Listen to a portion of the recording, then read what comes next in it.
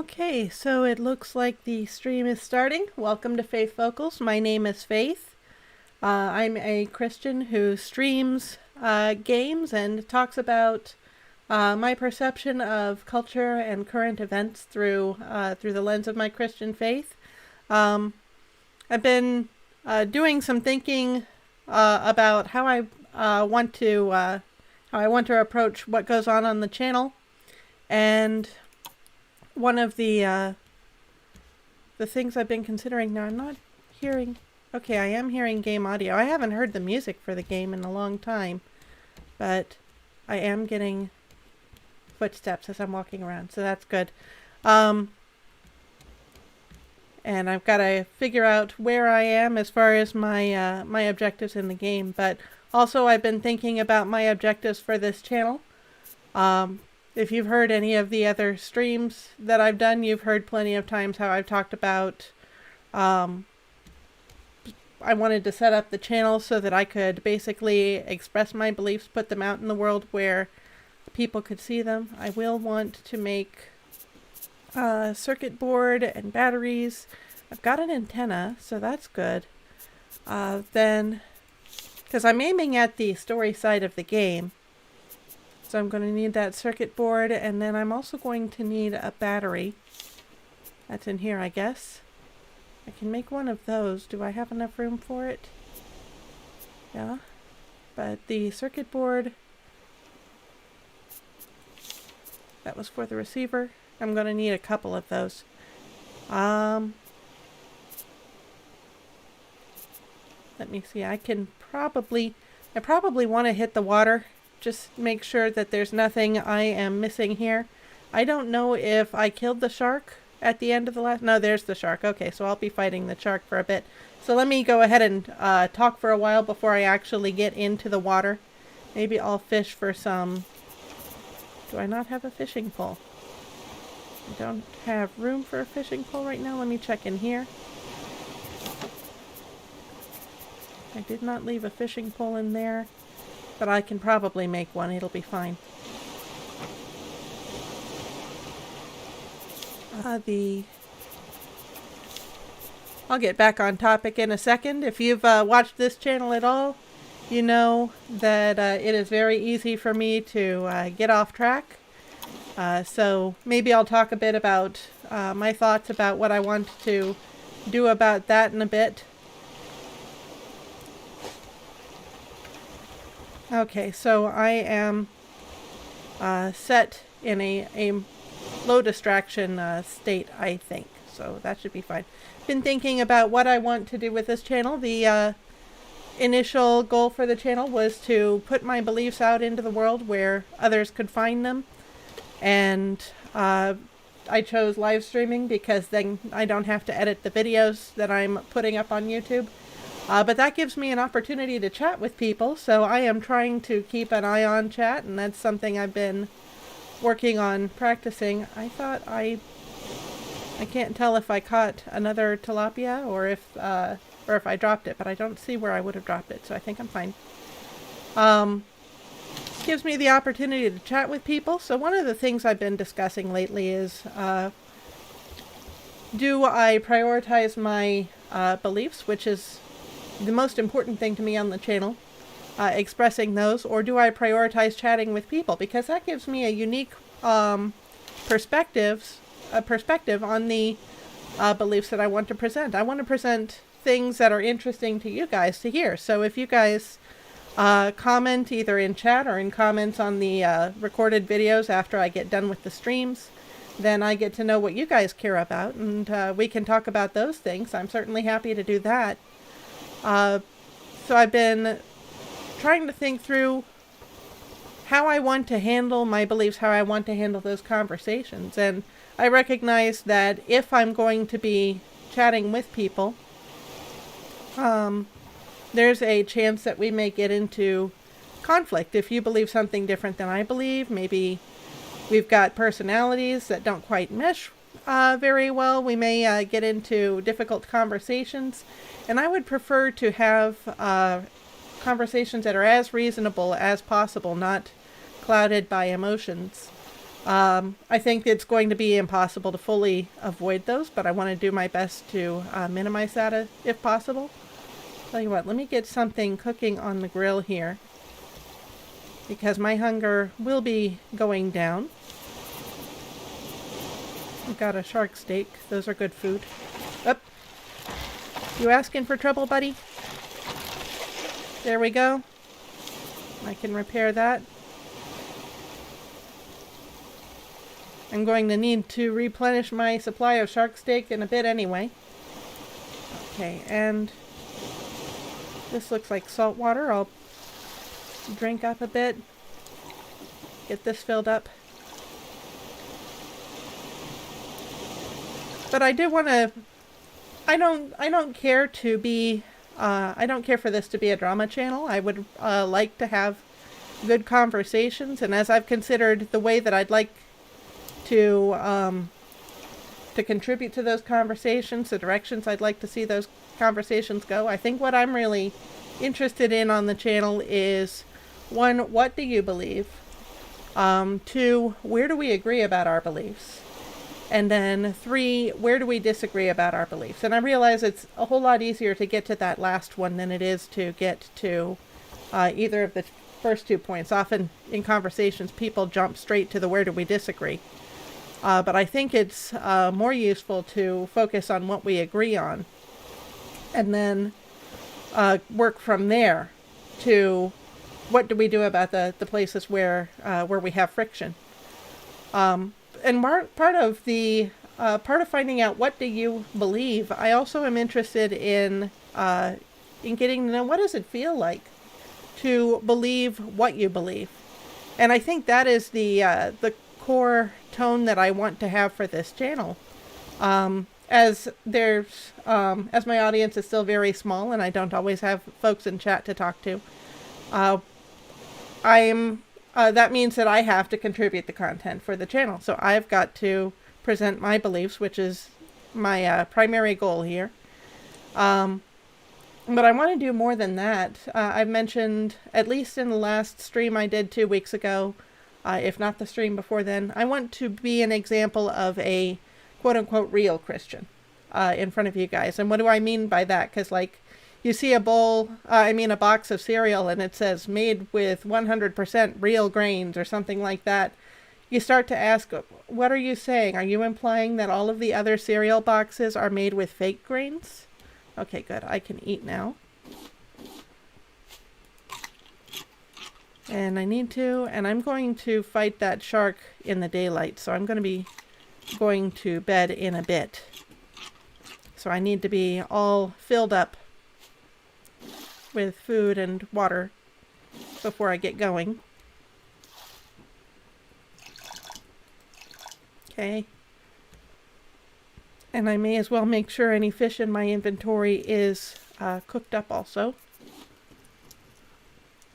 And I don't have any plants growing, right? Because that attracts seagulls. I don't want seagulls attacking. So as I'm contributing content to the channel, presenting my point of view, well, yeah, let me get back to the real Christian thing. If you're looking at a box of cereal made with real grains, does that imply that all of the other cereal competitors are using fake grains? Is that what the cereal advertiser is suggesting when they say we use real grains? And so as I make a comment like, I want to be a real Christian for you guys on this channel. I want to be as authentic as possible, as transparent as possible. Does that imply that other Christians on YouTube or on Twitch or wherever you find them are not real, are not authentic? No. I do think a lot of the videos that you see out there, a lot of the media made by Christians, Christians are kind of talking too, but possibly it could be felt like Christians are talking at their audience. And I think that's just a limitation of the media. You make a YouTube video, you're not expecting two-way conversation. Live stream is different. You do kind of expect two-way conversation if there's someone in chat, but on a YouTube video, you're expecting people to watch what you're saying, so you will tend to talk at people. And I find a lot of Christians on YouTube will either be talking at fellow Christians who will be on board with what they're saying. It's discussing how it is, how we should live as Christians, what is the best way to apply what the Bible says. Or a lot of Christians on the internet talk at non-Christians, at people who don't share the beliefs. And of course, as a Christian, we believe that the world is he coming at me? Yeah. I'm happy with that because that means I get a chance to wear down his HP. Oh, I don't have planks. There's planks out there. Maybe I better actually get into the water. I'm gonna make sure I'm all fed up. Okay. One more drink of that. Gonna get this water desalinated. There we go. Now we're going to go fight a shark. And hopefully I can maintain my train of thought. Let me just get a visual on this guy. Don't know quite where he went. I've got a pomfret. If I had a herring or another pomfret, I could make shark bait. So let me do that, and then I'll know where the guy is. Problem solved. I'll let him get out a bit. And in we go. Okay. Now how's my spear doing? I should have checked that before getting into a fight, and I don't know where my friend is. I'm going to get bitten. Yep. Okay. I can take a few of those.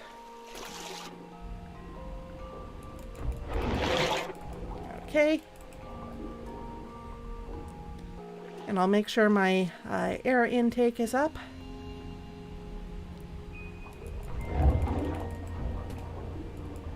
Okay. I'm glad I've got a nice spear. That gives me a lot of confidence in fights like this. Because I know the fight's probably going to be over real quick. Haha, see? 1, 2, 3, 4, and I stop here because I already have a shark's head in my inventory. In my trunk on the ship, on the raft. Now I can swim around wherever I want and get all the supplies that are floating out here, so I can grab a few planks. Planks are going to be important today if I'm going to build up my my receiver and antennae and be ready to get to the story side of the game. I don't know how far we'll get toward that, but that's the goal I am aiming at for today. I've been aiming at it for a few days, so but kind of half-heartedly, and I'll get back to that and why that's been the case in a bit. But I do want to finish up the train of thought that I've been talking about here. Let's see, I don't need any. Okay, no, I'm fine. I was thinking I don't need palm fronds, but I've been making rope, so that uses palm fronds. I think I can swim back and start to look at what is under here.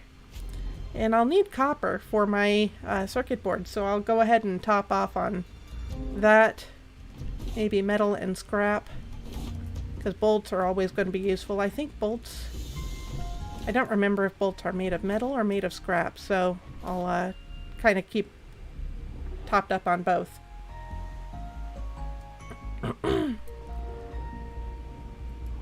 And trying to figure out where I left off before. I was talking about...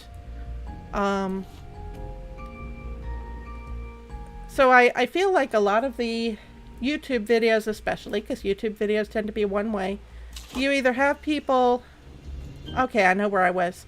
There are Christians who talk at fellow Christians, and then it's about, like, how do we apply the Bible? How do we understand how we're supposed to live as Christians? And everybody's pretty much on the same page. Maybe we have some small doctrinal differences, but for the most part, that we're expecting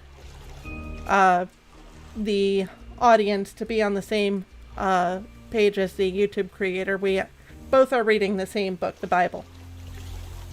And I have 15 palm leaves. So I thought I saw another one out here. Was that? There's a plank. I can use that. I don't know where. I must have passed the other palm leaf. There we go. There it is over there. But then there are Christians who are kind of talking at non-Christians, and in Christianity we understand that everyone in existence, every human being, has, and I'm pausing because I want to express this as well as possible, because I think it's really easy to underestimate where the world stands here. Christians believe the world is in danger because God is ultimately good, is the standard for good. When we are trying to figure out whether something is moral or whether something is beautiful, or all of the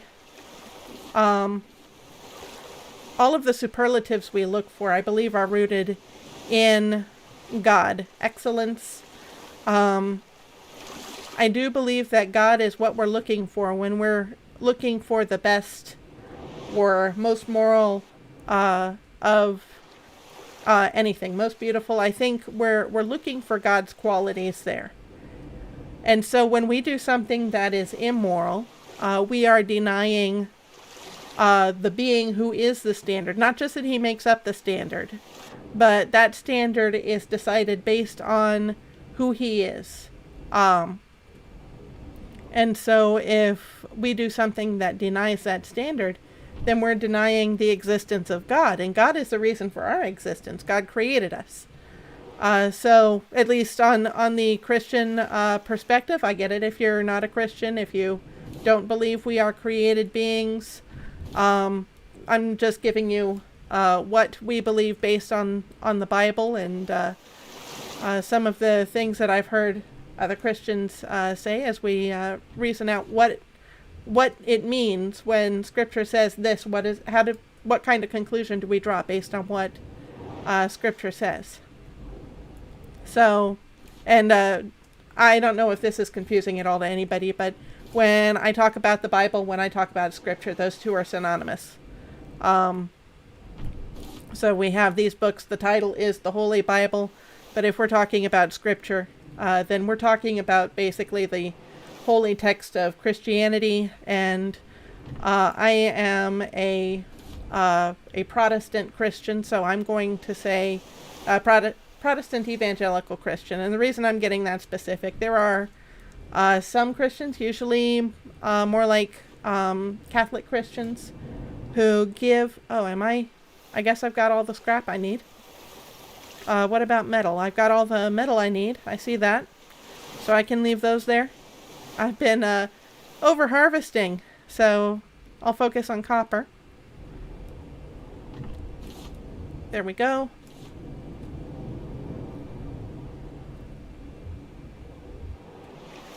And is there any more copper lying around?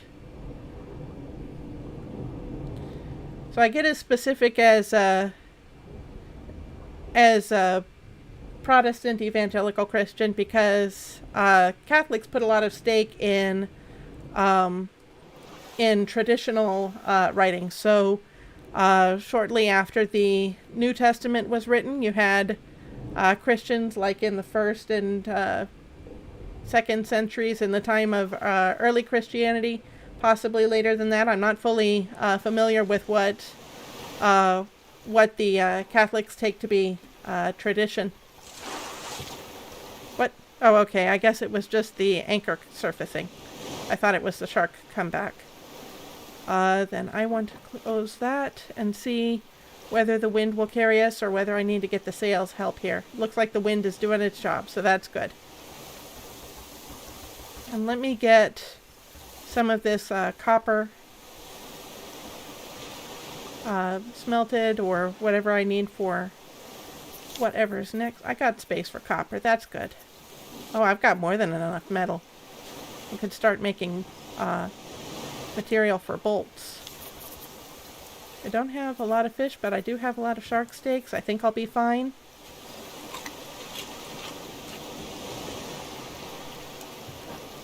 So anyway, you have the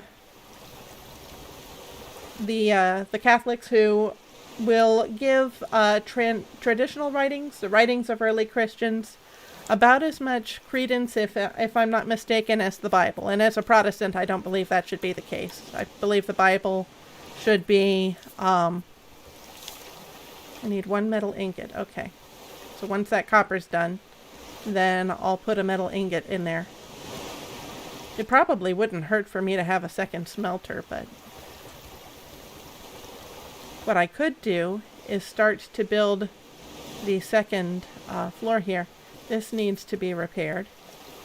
Okay. I'm just going to check my edges and make sure there's nothing else that needs to be repaired. Oh, our friend is back. Okay. I think that shark is becoming the most reliable source of food these days. So I already started a part of the second floor here. Let me build another level. Used to build additional floors and roof, and it only takes a few planks. That's nice. So I can put that out there, and I can collect the copper and put in some metal. And why don't I go ahead and stow some of what I have here? Because I've got more metal on hand than I need. I've got some vine goo in inventory, so that looks like I was planning previously on making a... couldn't tell if I had dropped that plank, but it doesn't look like a plank I dropped. Vine goo is an ingredient needed to make circuit boards, so that's probably where I was at the end of my last run in this game. That was quite a few weeks ago because I took a break from Raft to check out the latest update on Minecraft. We did that for 3 weeks, and now we're back in Raft. And I think I actually enjoy playing, or at least streaming Raft, a little bit better than Minecraft. I kind of feel like I can manage the distractions in Raft a little better than Minecraft. I am definitely not perfect about managing my distractions while streaming. And I think a lot of streamers have that issue because there's a lot of juggling you have to do when you're streaming. So let's see. I was saying, as a Protestant evangelical, I look at the Bible as my source of scripture, as my source of instruction on Christianity. Now I can make that bolt, and then I can make... What was I making?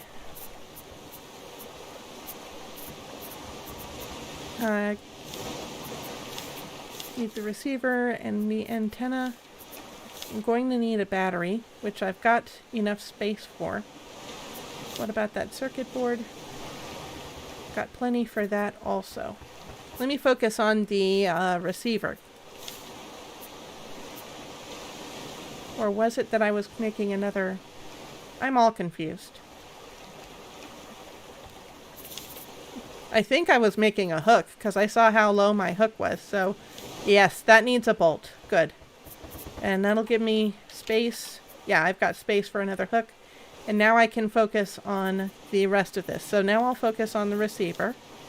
I need planks. I need 2 circuit boards, and I've got enough for 1, 2. Nice. And then a hinge, which is going to require another metal ingot. No, I don't want to place copper. I want to place metal. There we go. And then I'll collect planks. Like that one.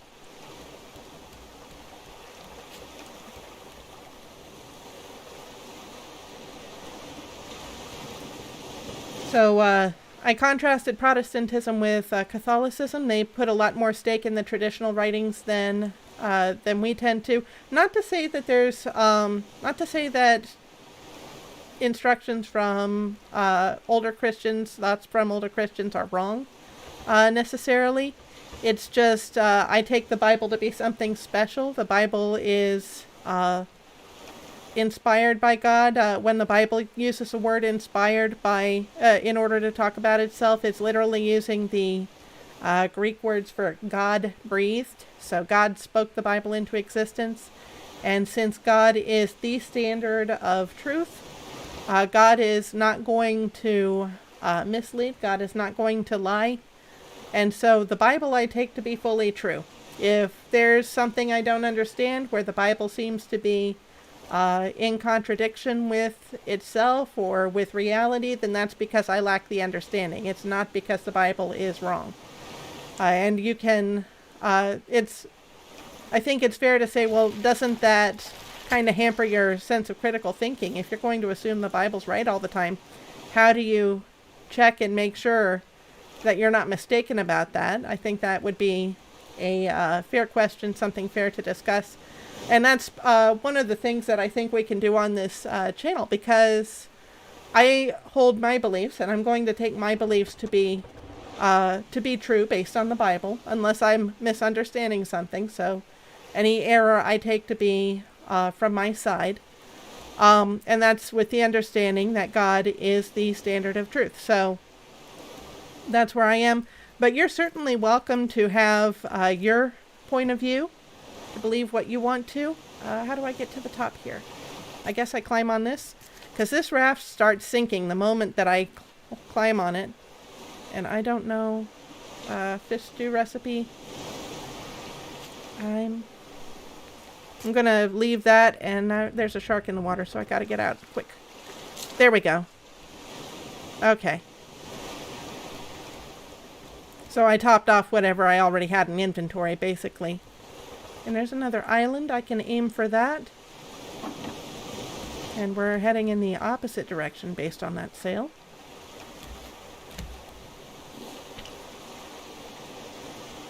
Yeah, checking that raft used up my inventory space. So what have I got here? Got 2 circuit boards. I've got a stray copper. Oh, I did get a fish stew recipe. I saw that was on the other raft, and I was kind of regretting that I didn't get that. I can probably chew my way through this watermelon here. Use up a lot of fluids, but I can get fluids pretty easily, so I'm not too worried. And then I'm topping off my hunger, so I'm fine. And now I've got a space for my ingot, and now I can make a hinge. Tell you what. There we go. And now I can make the receiver. Yes, need more plastic. That's not terrible. So there's the island, and how is the... I think we're a little off. So we're aiming generally for it. I'll just tweak it a bit. Okay. The other example I had in contradiction to Protestant evangelicalism is, say,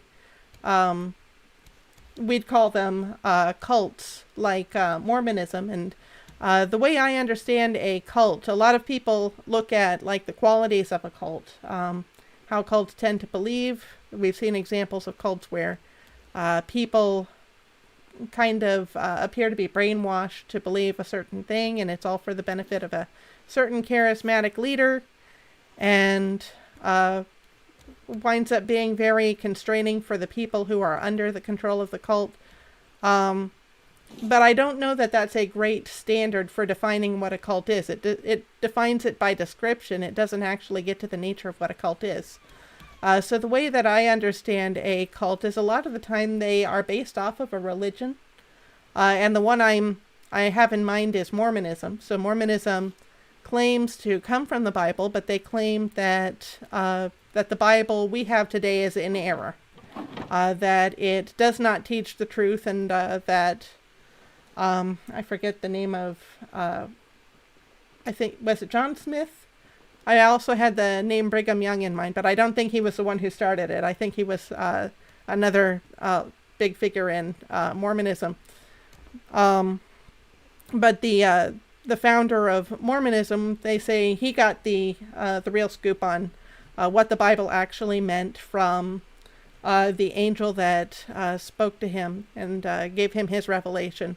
And so based on that, he's written some more books that Mormonism takes to be there. I'm not sure whether scripture applies either for Mormonism or for like the early church fathers, the traditional writings, but I've still got that hinge, and I thought I made some, oh no, I needed plastic, right, which is out there somewhere with a shark in the water. Tell you what, I'm not going to worry about the island because the resource I need is out at sea. So I know I just got here, we'll take care of this guy. That is not the most effective strategy anymore, my friend. This raft is kind of my HP. For those who haven't seen the game before, the more I build up on the raft, the harder it is for that shark to pull through. Looks like I'm going to have to resort to my paddle. So, I'm going to paddle my way out of here. There we go.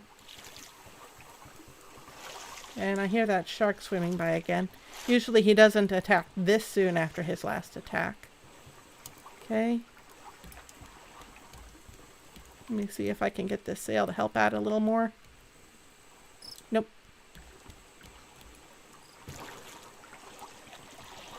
Oh, well, no wonder. I've still got the anchor down.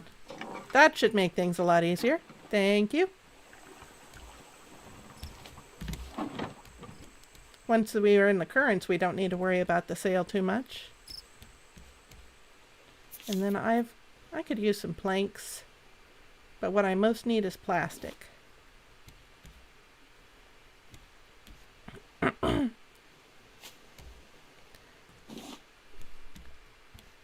So a lot of the cults, like for instance Mormonism, Jehovah's Witness would fall to this also. They tend to be based on a religion. So Mormonism, Jehovah's Witness, they claim to have started from Christianity, but now they claim to have more knowledge than other Christians who are looking at just the Bible, and so they'll have their own sources of information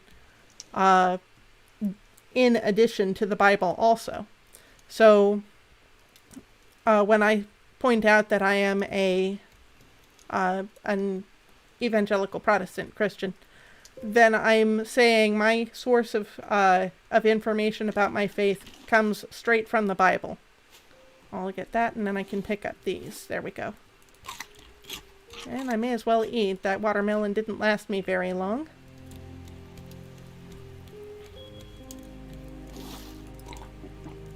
Okay, doing good. I can have another one of these shark steaks. There we go.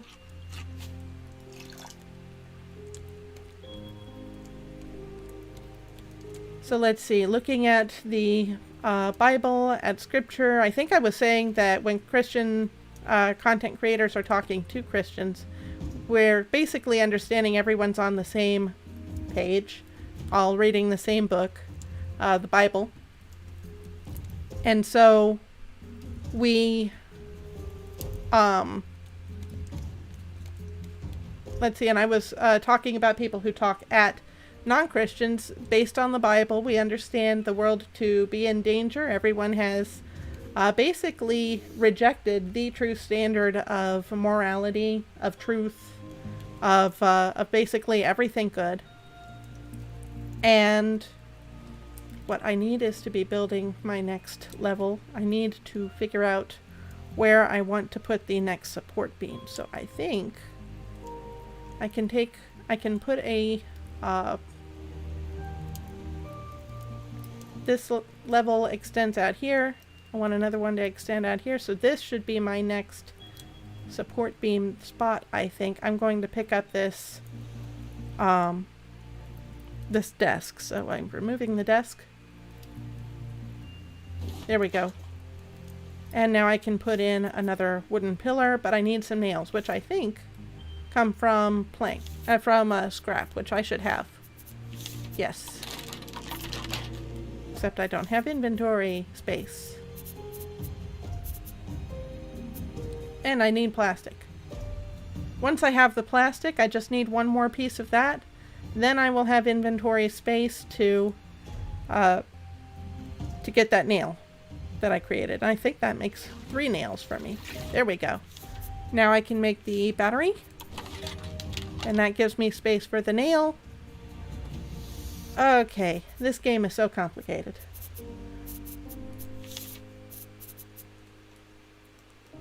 And then I can build that support, that pillar. And I can put in a floor. No? Why not? Okay. Do I need another pillar? Is that what you're trying to tell me?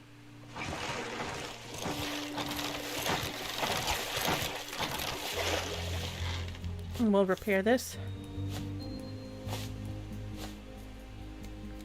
By the way, there's been an update, the renovation update, and someone once saw me playing this game and asked whether the game has any whales in it.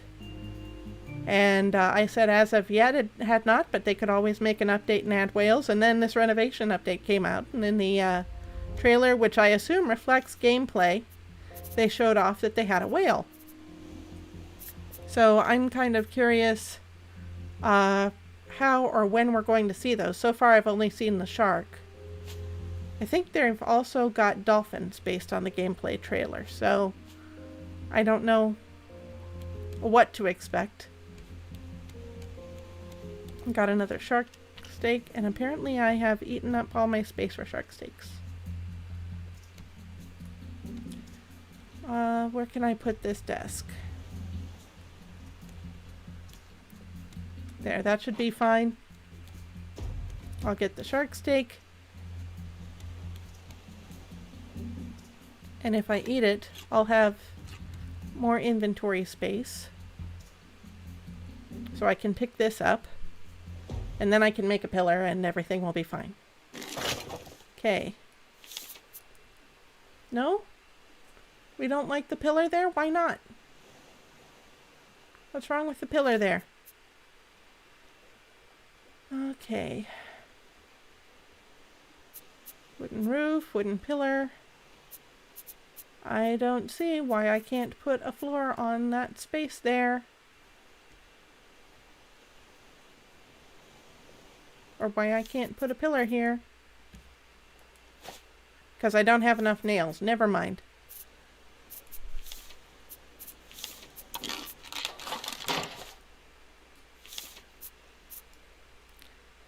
And then this is still needing... Is it because I've got the sail here?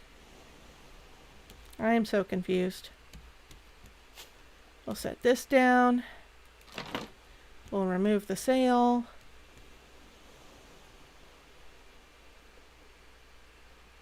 And can I now place my plank, please?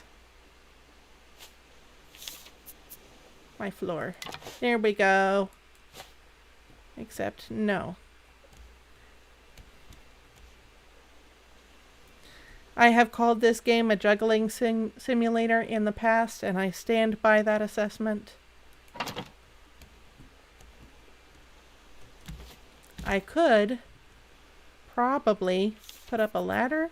I've got stairs, I've got ladders.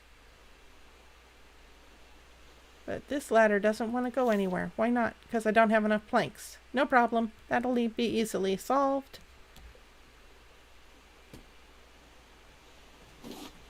Okay. I'll put that there for now. Sweet. Now I can start putting things up here, so I have less of a space issue down there. Let me go ahead and remove this, move it upstairs.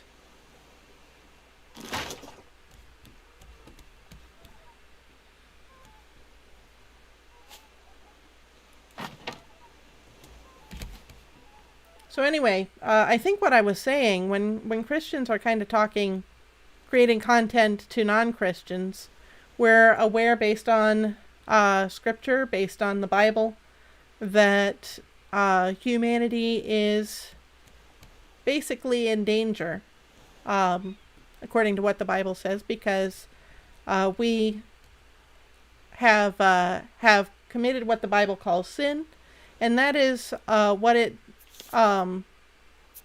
sin is the word the Bible uses for those things that we do or think or say that are in opposition to God, the standard of everything good. When we sin, we are doing what is immoral.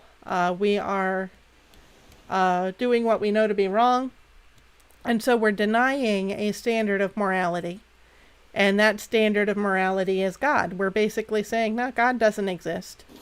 And really, that is as close as humanity can get to willing God out of existence. And so people, according to the Bible, those who oppose God by sinning, even if you commit one sin, that's enough to warrant what the Bible describes as eternal torment, going to a place, the Bible calls it the lake of fire, where for eternity your spirit is in torment. And people don't like to hear about that, and it's not replaced with. That's interesting. I don't know that I ever noticed that. But people don't like to hear about that side of Christianity. Christians don't really like to talk about it. But it's something we've got to address if we're going to be honest about what we believe and why it's so important that we talk about it, that we share our beliefs with others. And the reason I think even the smallest sin that we create gets this, that we commit gets this level of punishment is because even the smallest level of sin we commit is us basically saying, God, you don't exist. I will you out of existence. It is tantamount to attempted murder. It's not. It's an interesting mental puzzle to me because as a human, I cannot actually destroy God. So attempted murder is as far as I can get by doing an action that denies his existence, which is an action that that denies a moral standard. However, that's enough to warrant punishment for eternity, and God is also the standard for love. Love comes from God, and God to be consistent with himself. He cannot be inconsistent with himself. Expressed that love for us by making a way for us not to have to face the eternal torment. He's made a way for us to be what the Bible calls justified, which is if you commit a crime, you're guilty of that crime. You go to court. And the kind of scenario the Bible paints is, let's say someone stands up for you in court and says, yes, judge, this person is guilty of that crime, but I would like to pay the penalty, let's say a fine, to make it something kind of believable on a human level. Jesus certainly did much more than that, but the Bible paints him as the person who took our punishment, paid the price for our sin. And so even though we are guilty of that sin, in fact, we are what the Bible calls justified, meaning that that guilt is not held against us because Jesus gives us his righteousness. We get to consider ourselves as righteous as him because he has taken on our sin. The Bible says that he became sin for us. And I'm not remembering the verse perfectly, but I believe it does tie in that idea that we get his righteousness as a result. It's kind of like a swap. But in order for Jesus to do that, Jesus not only took on our sin. What is this crate? I've never seen this before. Lots of stone and rope. What else fell in there? That's all the stuff. I'm going to brave the shark so I can see what this stuff is. Seems like more of the same. I'm not seeing a lot of good there, so okay. I am done getting bit by the shark. Good. And apparently I'm thirsty. So I'll just top up so I can heal up properly. Got some water there. And then, what kind of food do I have? Just my little pomfret. Need more food. I've got a couple recipes I can put away here. I've got some seeds I can plant, but those need a bigger crop box.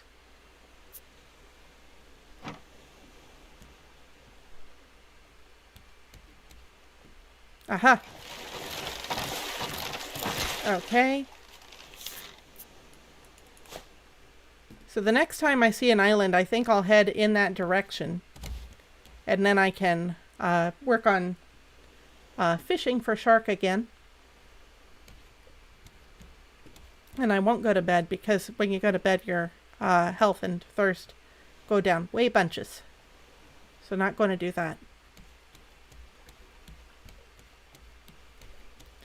So the interesting thought I had was that in order to make this way of salvation for us, in order for Jesus to take our sin and us to receive his righteousness, he had to take the full punishment of our sin. So Jesus, the second person of the Trinity, so that means he is God also. The Trinity is it's an odd concept. I've heard someone say it is one what and three whos.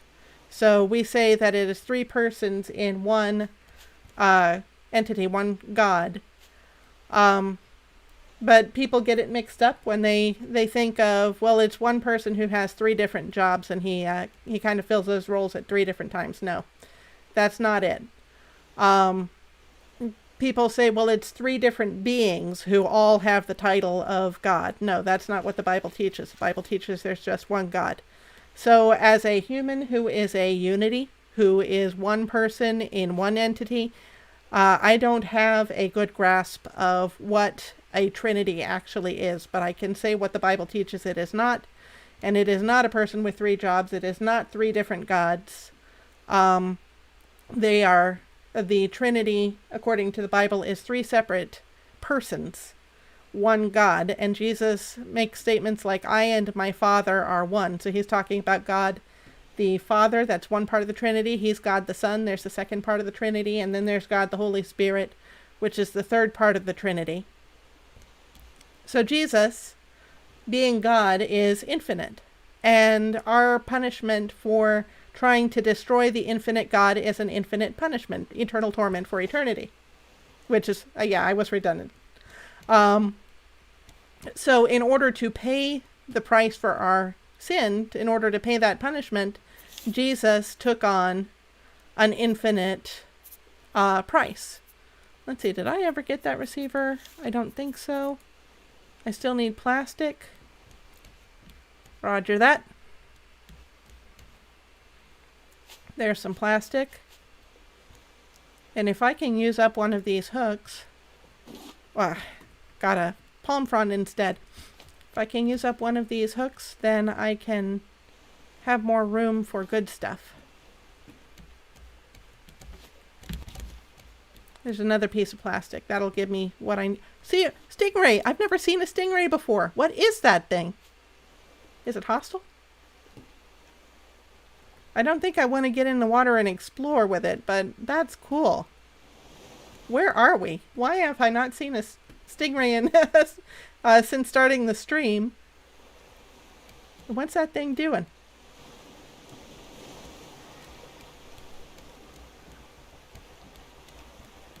Okay. So we are officially in update territory. It looks like the shark is here too. It's not like one trades out for the other. They're both in the water. So there's a stingray, and I saw the shark go by somewhere. Interesting. Yeah, there's the shark.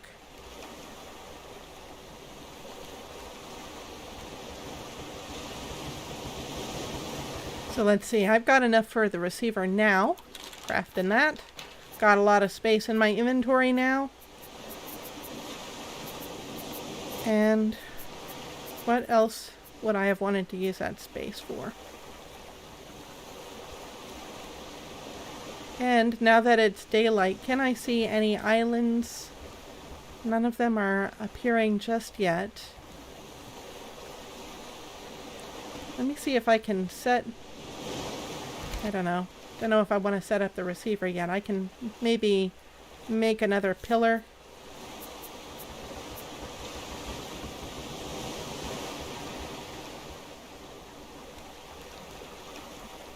I'm going to need to move the anchor, so let me go ahead and do that while I have inventory space. Oh, apparently not. If that shark dies while we're out here, I'm going to have to brave the stingray to see if I can harvest that shark's body. If the stingray's still around. Okay, so removing the anchor. And then I can fill in that space. There we go. No? Oh, plastic.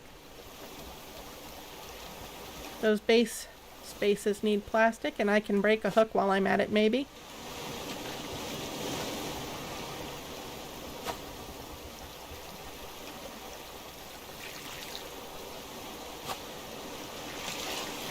Okay. Now let's see if I can fill in that spot. Yes.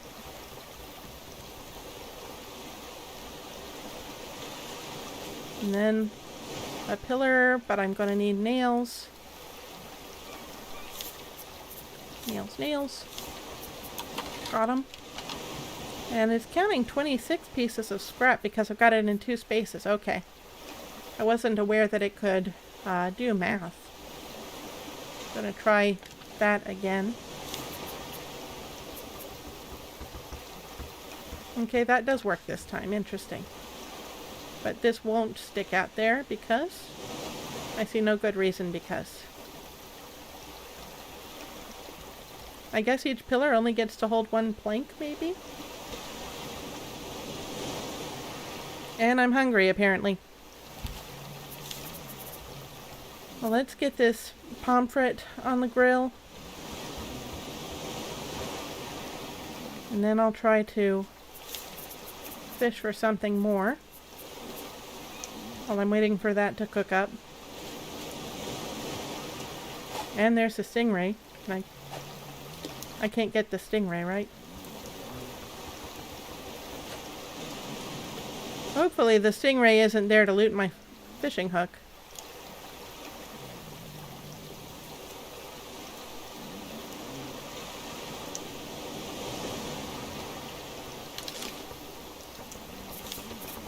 Okay, got a tilapia. That's a good catch. And I've got a pomfret. Good. That'll last me for a bit until the tilapia is ready. So I'll just focus on filling up my hunger bar for now.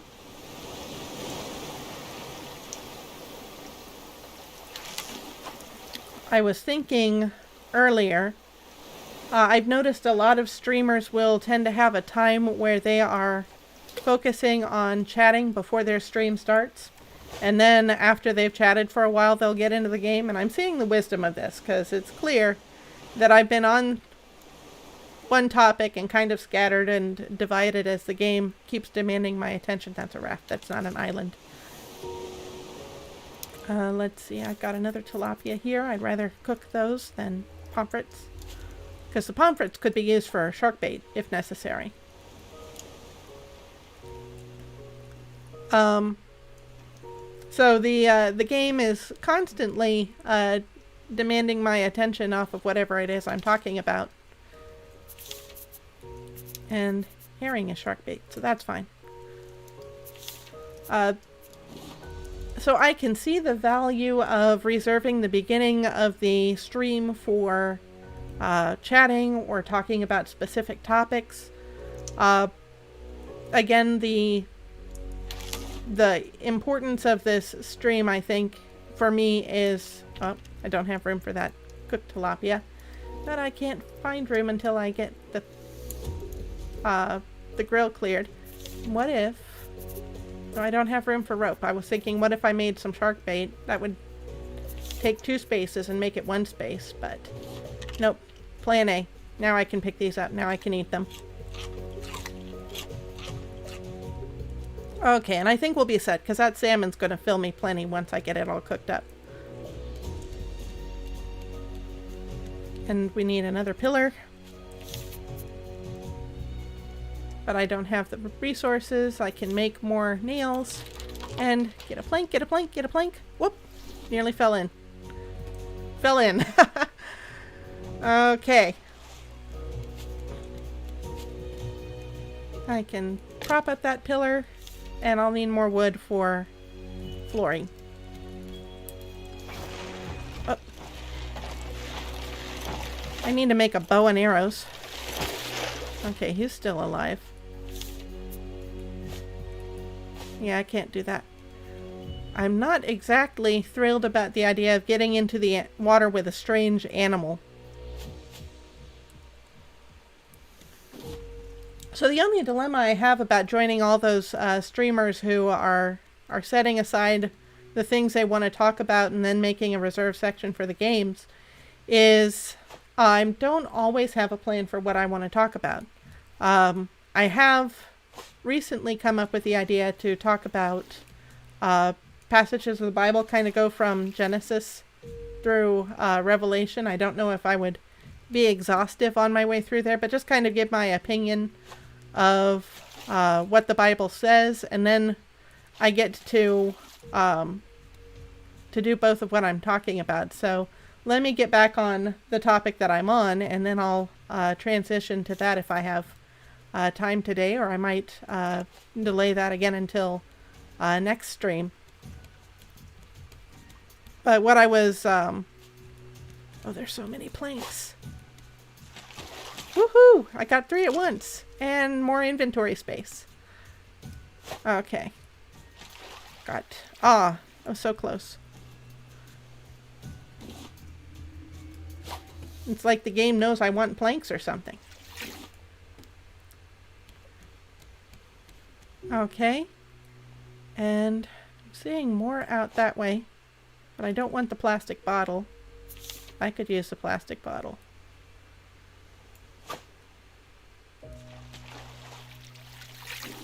Okay. I don't always have a plan for what I'm going to say, so if I were going to reserve a section for talking, and then if nobody were to show up in chat, that might be a little bit tricky. But then again, I usually find something to say, like what I'm talking about now isn't even my plan for today, so I guess I'm pretty good at finding things to talk about endlessly, which is a good streamer skill. So it might be doable, and then towards the end of the stream I would play the game if that seemed necessary, if people seemed interested in that kind of thing. Am I? Okay, I'm thirsty. That's not as bad as being hungry. I can handle thirsty. Easy. I'm kind of better at planning my water rations than I am my food rations.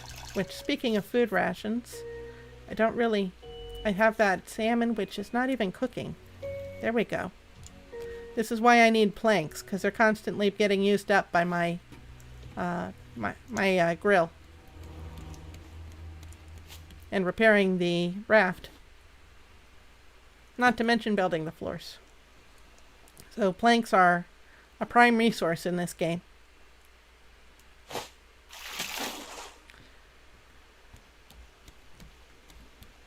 So, yeah, I feel like usually when I get caught on a tangent, I've said my piece. It's just putting a bow on it. Is it really worth the time to put a bow on it? You understand what I'm saying, that I'm considering possibly doing like the older, wiser streamers.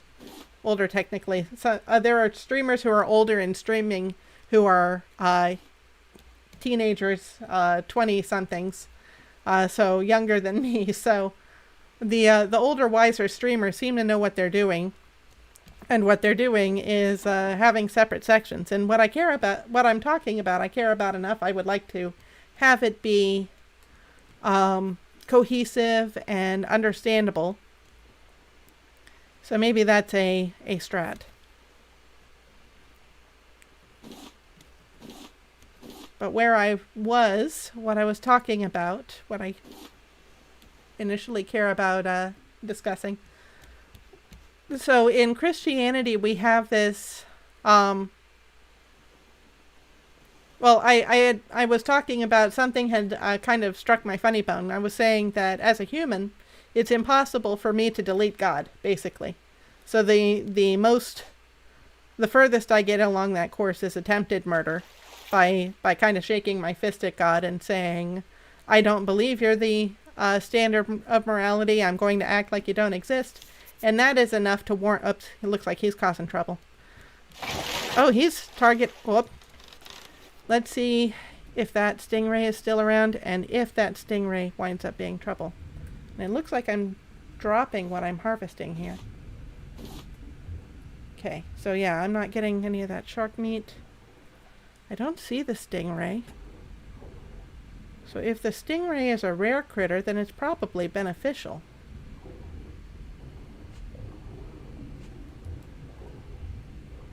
Okay. So the shark meat is not going to be really beneficial. I'm going to have to work on fishing once I get enough space in my inventory, which shouldn't be hard because what's taking up space in my inventory is planks. I can do something with the planks, except I don't have any space in my inventory for the cooked salmon.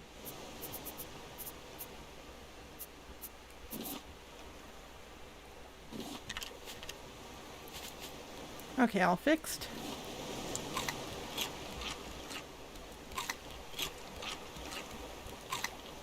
Okay, and we can... How about we weigh anchor? I need to make more foundation for the anchor. No, I want that plastic. We're going to use an air anchor. See how long that holds.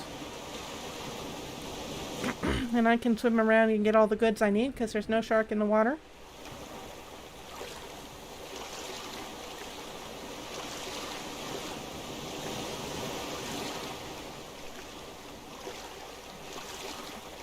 But what I was saying is that God, Jesus, for Jesus to pay that infinite punishment that I deserve for trying to delete the infinite God through rebelling against him, then Jesus, who is God, died on the cross. So that is about as close as you can get to actually killing God. I mean, God the Son died. So basically, in order to rescue us from the crime we were committing and the punishment for the crime we were committing, God gave us what we wanted. And so that's what strikes me funny, and it's a serious matter because the eternity of every person is at stake here. Every person has committed sin against God, and so every person is justly under his judgment. He is right to be angry with us for our act against him. And the only solution out of that is to admit, to acknowledge that we are responsible for the death of God. God would not have made that sacrifice for us if we had not first rebelled against him. If we had not first had the behaviors and thoughts that call for his non-existence. And it's difficult to explain, but I think it's difficult to explain because there's a part of us that wants to deny that. There's a part of us that wants to say that what we've done is not so bad, but I do think that God is justified to demand an eternal punishment for the crimes that we've committed against him, even when they look like small sins to us. So I'm saying this because as a Christian, what I believe is that it's morally imperative for me to let you know that we've got this situation, that all of us are in danger, that there is a way of rescue through accepting that Jesus paid the punishment for our sin, and by submitting to God's plan through Jesus' death and resurrection. He died to take our sin, and the resurrection confirms that God accepts this as the payment for the punishment. And so all that's left to us is to say, yes, we're the criminal. Jesus is right to, well, God is right to demand this, to demand repayment for this this crime that we've committed, and he's merciful to provide payment for that, and we want that payment. There's no getting around the fact that we need that payment. So that's what's necessary for us to not have the eternal torment that I was talking about earlier. God made the way out of that. That's what it takes for us to be free of that. And as a Christian, I would be doing you wrong if I did not tell you this whole story. If I did not tell you that we are under God's judgment, but there's a way out. And so I think a lot of the Christians who talk those who are not Christians tend to focus on this story this account that I've told you, the way, the judgment that everyone is under, and the way to get removed from that. And as you can tell, I think that's very important too. But it does give you a one-sided view of Christianity. You see what we believe. We're always talking about what we believe. But I think what's missing is oftentimes the personal side of being religious, of being a Christian, is what do those beliefs mean to us on an emotional level. And that's, like I say, that's part of what I want to get at when I'm having conversations that could be potentially conflictual. Hey, Truth for Satan Ministries, I don't know how long it's been since you chatted. Unfortunately, I wasn't keeping full awareness of the chat, but good to see you. I'm doing well. How are you? It's been good to see you. I know it's been a couple weeks. I don't know if you tried to catch the stream last week, and I decided to take a quick break. But it's great to see you back. And haven't really had anything in particular that I was going to chat about, so I'm free for a conversation. But I get what you're saying, that you're just dropping in. So it's good to see you. And I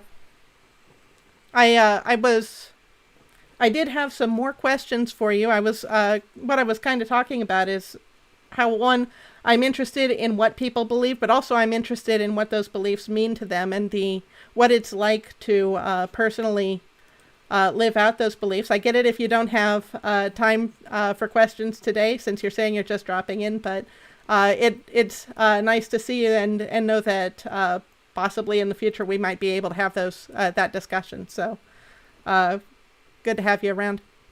I'll go ahead and get back to the topic I was on.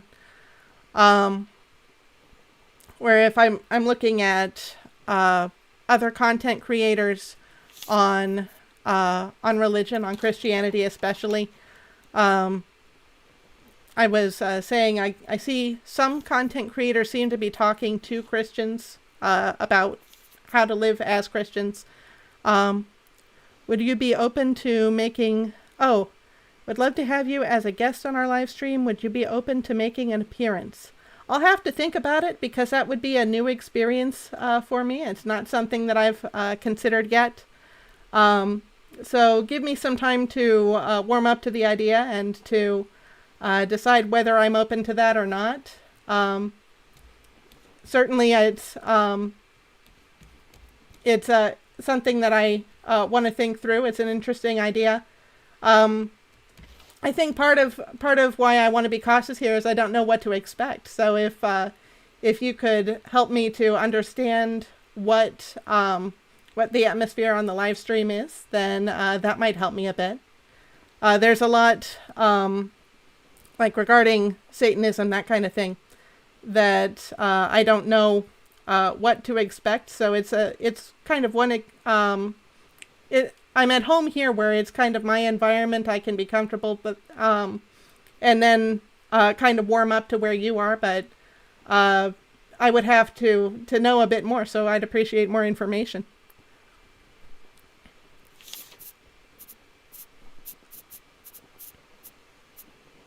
Let's see, I was going to make another pillar here so I could support the floor. Trying to get this built up so that I can set up antenna and a receiver. Just a friendly conversation. We like having guests with different views on the channel to promote free thought. Well, thank you. So give me at least a week to think it over. If you want to come back next week, then I'll have more of a solid position to respond to you about. Even if people are asking me, like, would I like to hang out in real life, I tend to be comfortable with about a week to figure out what I'm doing and what I'm committing to. So even with my friends. So I think that's the best answer I can give you for now. We have had Christians on the stream before as well as Muslims, so that's encouraging. Where it sounds like potentially that that there might be a even-handed conversation. So yeah, just give me about a week to think about it. If you ask me again next week, then I'll have a better answer for you.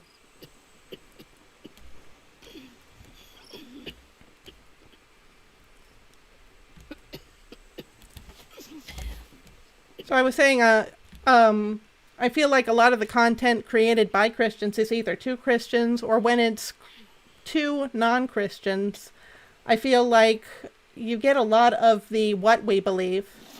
And so what I'm trying to do on the channel, as well as express what I believe, I think that's very important. I'm also trying to express what it feels like to have those beliefs. And that's what I'm interested in relating to others too.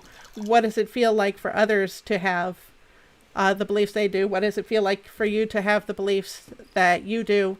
How do you relate to the world through the lens of your beliefs, just like I'm trying to express how I relate to the world through the lens of my beliefs. And the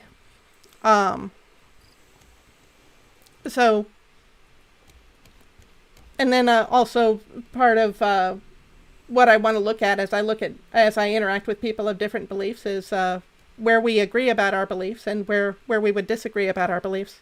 I was watching a Christian stream the other day where the host stated that Christians are a mixed multitude. How do you feel about that? Well, I'm not sure exactly what the context was for the host saying that Christians are a mixed multitude. I think we definitely have many different positions, and even just a bit before while I was talking, I mentioned that I would call myself a Protestant, evangelical Christian. You get, say, Roman Catholics or Orthodox Christians, or you get people who, let's see, repairing is down there. You get Mormons who consider themselves to be Christians, and then we get into debates about, okay, who's actually going to heaven, that kind of thing. I've stated that there are Catholics, Baptists, Lutherans, so yeah.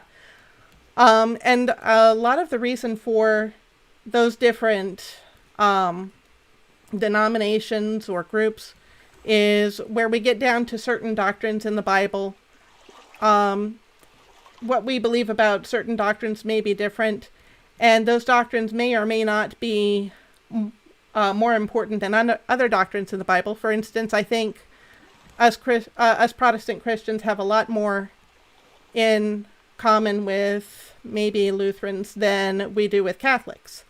And I'm not 100% certain about what either group believes, but I do believe that Lutherans believe closer to it's Jesus that saves us, not the works we do, and Catholics are closer to works are a part of that also.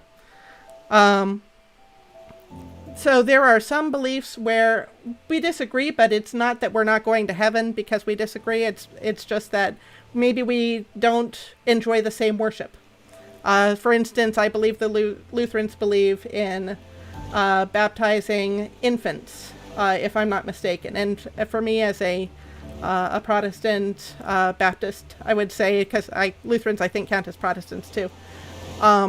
I would say someone has to make a decision to give their life to Jesus, to accept the sacrifice that he made, the salvation that he obtained for us, before they are making a commitment statement that baptism is. So there's a difference. I'm not going to say that a Lutheran won't go to heaven because of the infant baptism idea, but I am going to say that maybe there's something critical in the difference that we believe there. So that's why we have several different types of people. And even within the same denomination, you may get people with different beliefs. It's just not enough for us to have different churches. Okay, let me have a drink of water. Thank you very much for asking, by the way.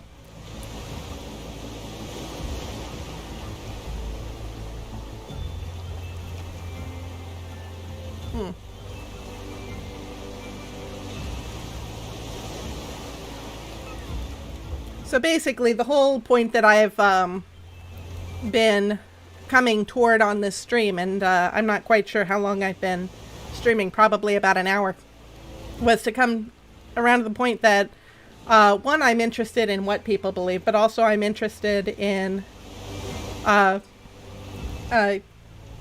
you're very welcome for the sharing, and I'm happy to discuss these things. Thank you very much for the way that you relate on the channel. I don't sense a lot of confrontation from you, so I appreciate that. I am very interested in comparing and contrasting different viewpoints, so I enjoyed the conversations and discussion that we had before where we were seeing the different sides of what we were believed, but one of the things I do appreciate is I don't sense a lot of gotcha from you, so I am grateful for that.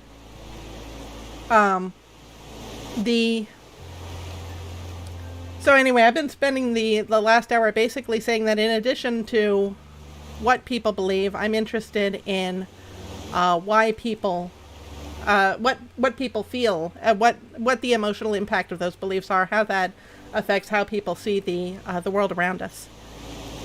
Oh, and I'll go ahead and jump off the topic because I think that's about the tail end of where I started with that topic. But there's been an update in this game. I don't know. I don't think I got to. Maybe I mentioned this in another stream. But I saw in the trailer for the update, there was a whale swimming in the trailer. So I remember you asked a question about that earlier, Truth for Satan Ministries. You have a good day. And I'm glad to have the chance to chat with you. And I'll get back to you next week about the possibility of coming on your live stream. Thank you very much for the invitation, or the for the suggestion anyway. Shark time. Okay.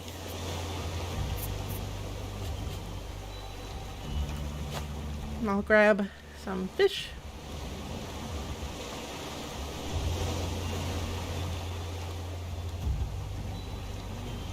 And get the grill ready, and hopefully I come up with something I can eat.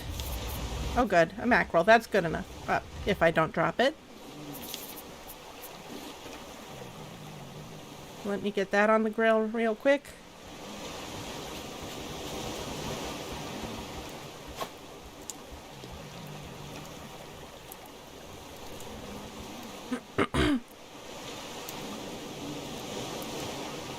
And maybe that island... Lucky cat. What's that? Nothing I can eat. Just set it there for now.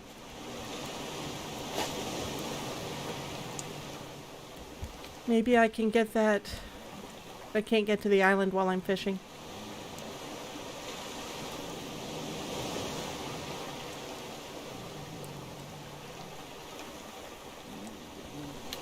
Okay.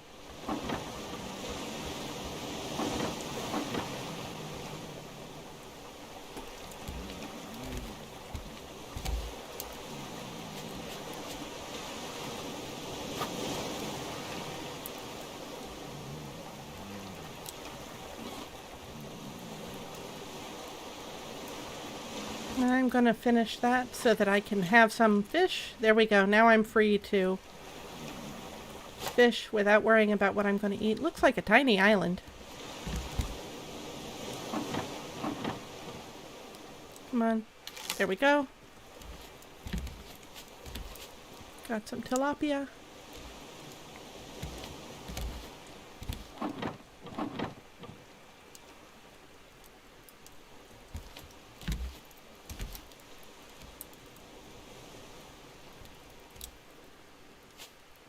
And let's see, I think I'm going to go ahead and just get some vine goo going, because I know that's going to be important at some point.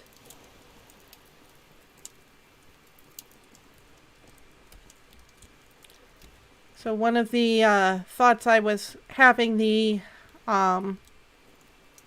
before I took my break on the stream is that I would kind of chat my way through the Bible from Genesis to Revelation, and that would be a way for me to express my point of view about the actual scriptures that I believe in and how I respond to those, how I interpret those, as well as and it would be nice to get my anchor set. So let me see, do I have enough to actually put some flooring down? I've got quite a bit of plastic. Maybe I can do this. Good. So then I can place the anchor. There we go. And I can eat my fish. And I need to get some water. And my spear is nearly dead. There's no fighting that shark with this spear. So...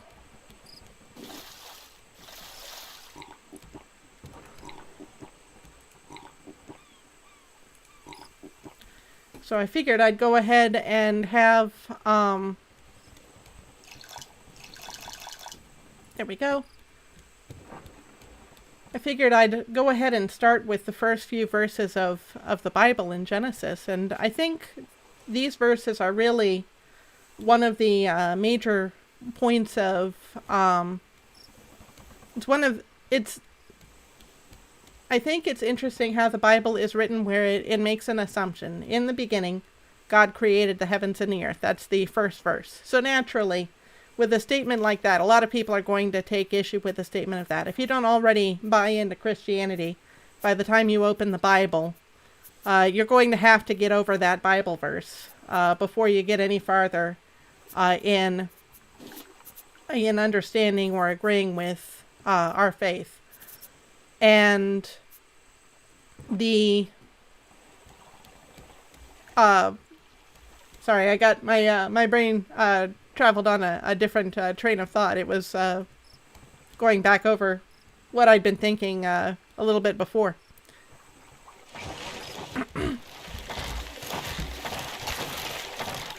I have a Bible that has some notes in it where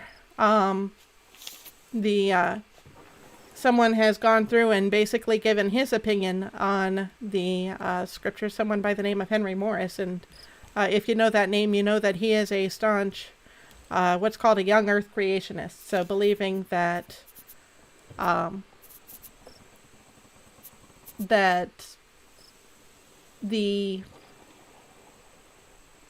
Yep, my brain is full, so I gotta keep it on track here. Believing that the Earth was not created billions of years ago, and that evolutionary processes were not the basis for how the Earth was created.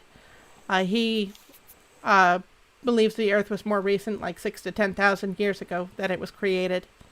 And God created the way the Bible describes he did, which is by his word. Genesis 1:3 says, God said, let there be light, and there was light. And part of the notes in my Bible that he wrote in, I don't like the traditional Christian writings. I don't take his words to be inspired, to be 100% true, but it's insightful to have them, someone who's done the study on Scripture and is probably a lot more well informed about these kinds of things than I am.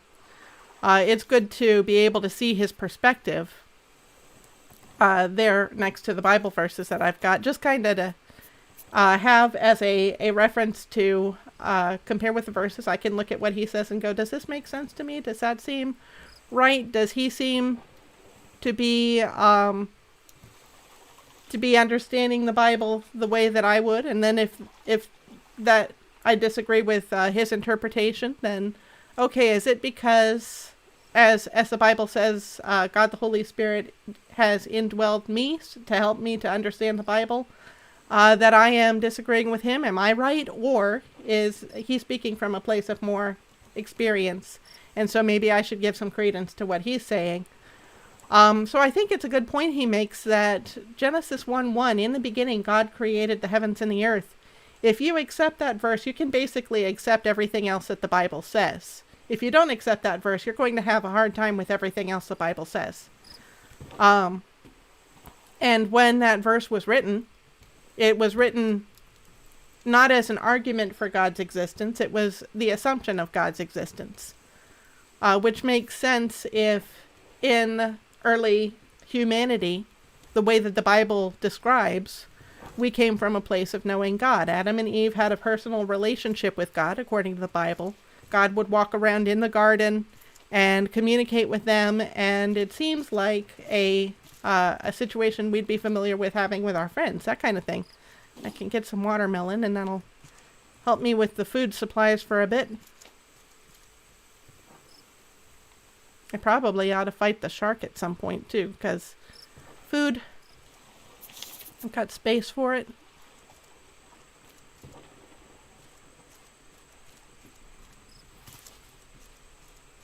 Okay. I saw him swim that way. I'm not sure. Yeah, why don't I fight him at night? But I need a spear first, don't I? Which means I need planks. Do I have an axe? I do not have an axe on hand. Can I get an axe? I need planks for that. What about this axe? Need planks for that. So I'd have to take to the water again because I don't have the means to harvest trees. So let's go.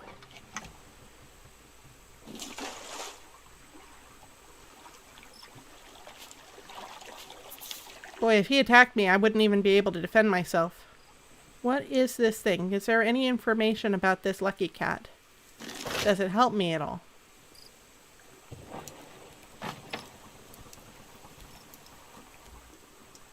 If I look at it in my inventory, there might be a note. Lucky cat might bring you some happiness. Ah, well, I'll leave it. I'm pretty sure it does not jive with my religious beliefs, but I'll leave it. There we go. And have a fun. I can't do anything about you. But once I get some planks, buddy.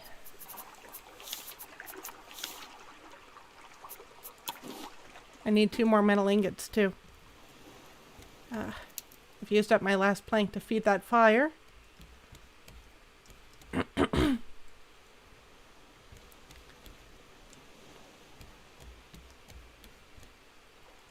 And the interesting thing about that first verse of the Bible, too, in the beginning, God created the heavens and the earth, it's starting us in the beginning, in the beginning of what it doesn't qualify it at all. So we've got, I think it's a natural assumption that the Bible is starting us in the beginning of the universe's history, in the beginning of everything, just in the beginning period. And yet it says in the beginning God, so there's something there, something called God is there. And maybe in the beginning God came to be? No. In the beginning God created. So we don't have an explanation for God's beginning. And as we look on through the Bible, I know it's in the Psalms. I don't remember the exact reference. I want to say in Psalm 90, but I'm not 100% sure. But I do know there's a verse, from everlasting to everlasting, you are God. So the Bible does teach that God did not have a beginning, that God has always existed. Okay, there's another trunk. These are kind of nice because they give you the basic necessities. Now it's loading me up with stone. I've got extra stone here. That would be good for an axe if I want a basic axe, but I've graduated to metalsmithing now, so I've got enough planks. Doing good there. Going to need more for the future, but to run the smelter, I've got enough planks.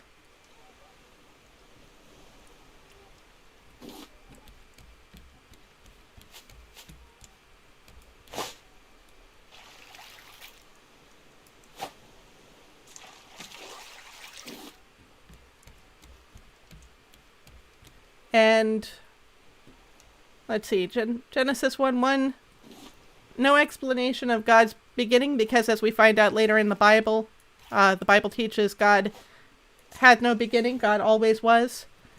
And the very first verse in the Bible, the verse that addresses the very earliest point in history, he already was there, and he wasn't being created, he did create.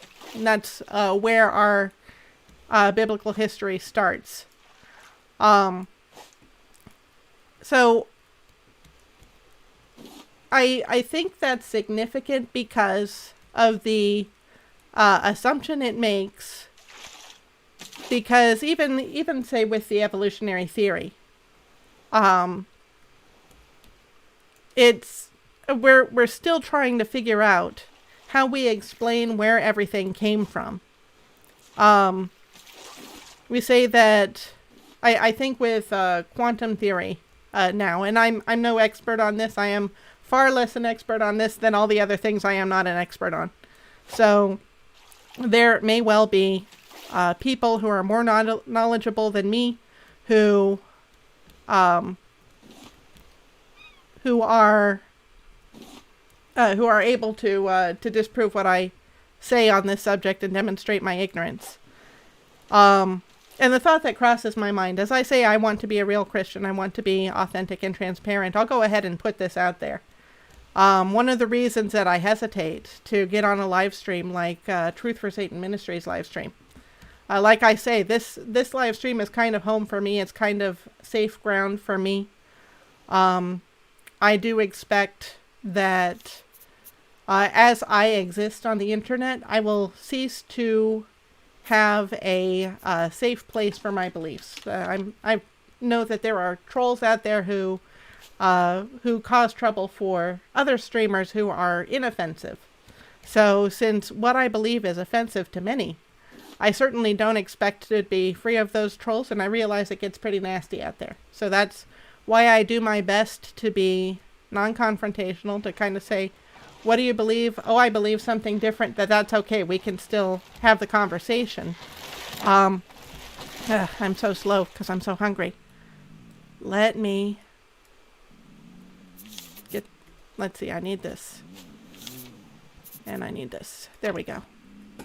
And I need food. Do I have food? No. I have watermelon. But I need to consider fighting that shark. And I might be willing, now that I have a spear, I might be willing to fight it in the open ocean. I think I'll try it. I'll take the risk. There he is. Right here. I know in general which way the raft is going, so just as long as I swim ahead of that. Oh, he's going down. He's doing his best to get me confused. Up. See, he has more range of motion here than I'm used to, because I tend to fight him in shallow waters. And I gotta be aware of that raft. If that raft goes over me, I can't swim to the surface, can I? So if I stay at the surface, that's kind of the best place for me. Gotta get under sometimes in order for me to have a good strike at him. Okay. Ah. Bad timing. I'm also behind the raft now, so thankfully I can outswim it. Don't get a good shot to see him until he gets close. Okay. Good strike. I wonder, since I lost HP... Oh, good, good, good, good. I was going to say, I wonder since I lost HP if that'll drain my hunger any faster. Okay, and there was a plank here. I'll get the plank, and then I'll swim back to the raft. And now I'm hungry again, so I'm going to be slow. But if I can just get up there, I can put my fish on the grill, and I can eat.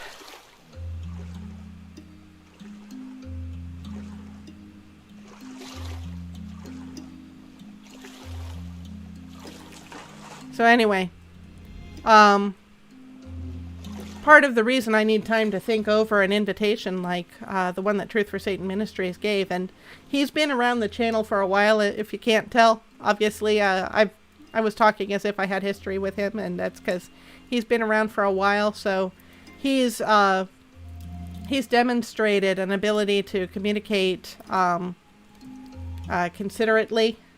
So that helps a lot with my but if I'm on a live stream with multiple people, I don't know that everybody's going to be like him.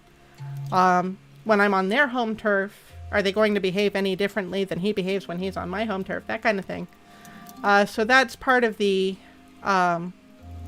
insecurities I've got to deal with as I think through what I'm going to say. And obviously, given those are my insecurities, maybe that's something I ought to say yes to. I still need to take time and actually decide whether that seems like a wise course to take.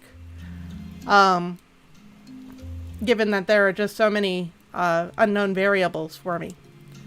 One of the issues is I don't come from a position of wisdom. I do consider myself to be both ignorant and gullible. I will own that. And I think that's a case that all humans deal with. I think it's inescapable. Not to say that everyone is equally ignorant or gullible as I am, but it's a kind of a catch-22 because we all start out from a position of knowing nothing. And I think to the day we die, we're going to know nothing about something. So in some area, we're going to be ignorant. And that's one of the reasons that I put so much trust in God, because since there are these pockets of ignorance, how can I know that anything I believe is fully trustworthy? What if one of those pockets of ignorance I have, sometimes we don't even know what we don't know, right? So how do I know that one of those pockets of ignorance I have doesn't contain some evidence that disproves what I believe?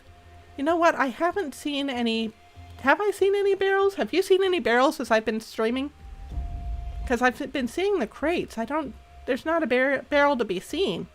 And the stuff in these crates seems a lot like the stuff that's in the barrels. Now that I'm picking up this beat, I'm recognizing, hey, that's strange. Why is it that I've got barrel food, basically. Where have the barrels gone? So maybe these crates are the new barrels. And it seems like they're showing up less frequently than the barrels. So maybe that's a part of the update, which I certainly don't mind if... let me get water to water that beet. And then I can farm seagulls. It's not about the beets, it's about farming the seagulls. Now, I may not be able to get up here in time with my spear. Hello, bye-bye. That was a brave bird, or a foolish bird. Anyway, where was I? Talking about how I think we're always going to have a pocket of ignorance somewhere. And given the nature of evidence, you can believe something that has really solid evidence, and it can be disproven by one thing. And the example I give is the story from the Case for Christ book, where Lee Strobel, the author, talks about he was a journalist who used to cover crime, and all of the evidence was for this one particular guy to be guilty. He even confessed to the crime. And yet, it turns out he did not shoot the police officer. The police officer had an illegal weapon disguised as a pen in his pocket, and that weapon went off, and he got shot with it. And it was only once they had the evidence that this pen existed in the police officer's items that the truth of the case could be understood. Otherwise, every other piece of evidence pointed to the wrong person having been guilty for the crime. So, okay, if that's the case with a crime scene, it can be the case for anything, we believe, that there's, let's see, got my spear, and I've got my receiver. I probably have enough space to set this receiver up. And I want to move, I want to put some space out in this way, out in this area.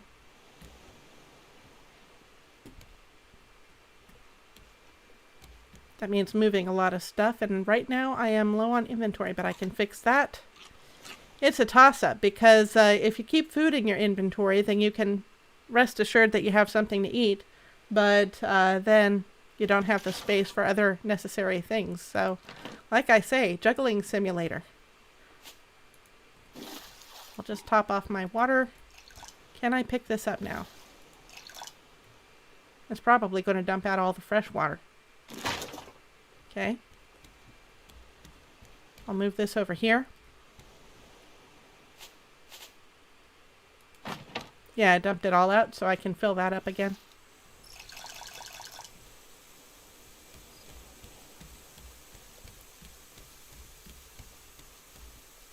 And then there's a lot of stuff in here, so I probably need to make a second storage chest before I can actually move this one.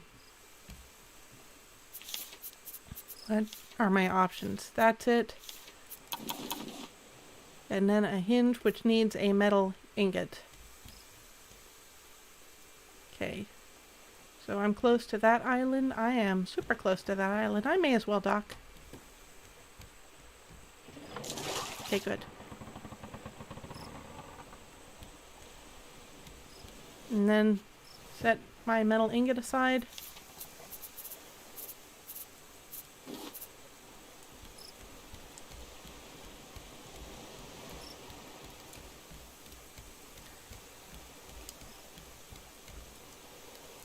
So anyway, because I'm aware that I have these pockets of ignorance, and since it really takes very little evidence to disprove everything that's already been proven, then I don't really have confidence in knowing enough to be 100% certain of things based on my own knowledge. I do believe... that bird's... Is my beat all right? Okay, it's fine. I do believe that philosophy does help us with this. Logic does help us with this.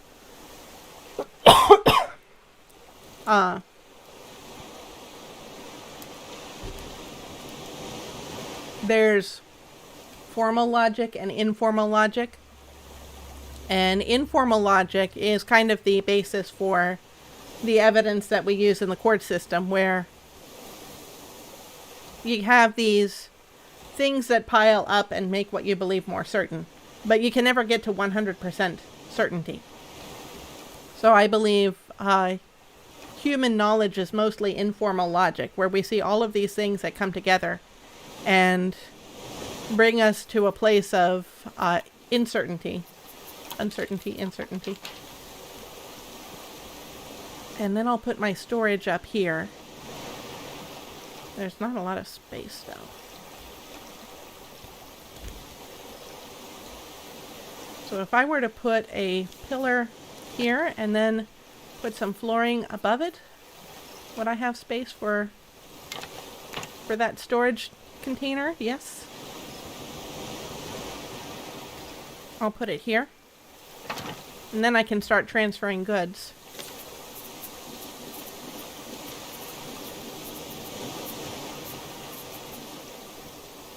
Okay, so I'm wearing my hat and I am taking advantage of an extra inventory space. So that can go there. I need those, but what else don't I need? I think I'm fine. Oh, that can go in the... Yep.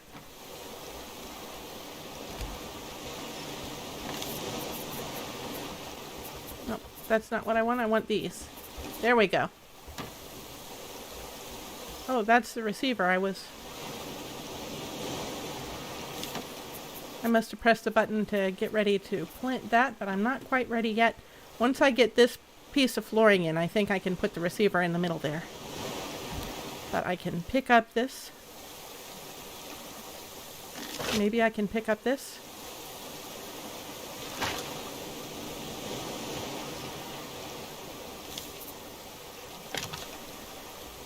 There we go.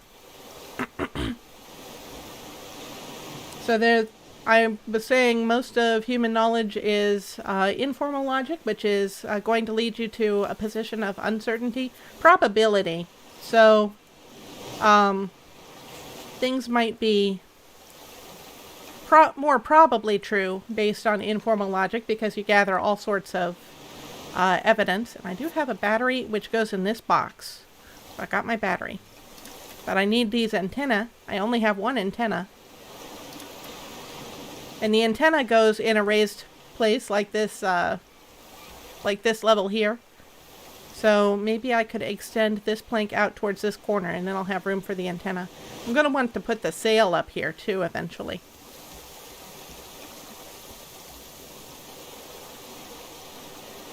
Oh, there's barrels. Interesting. So I've got my purifier. I can leave that downstairs.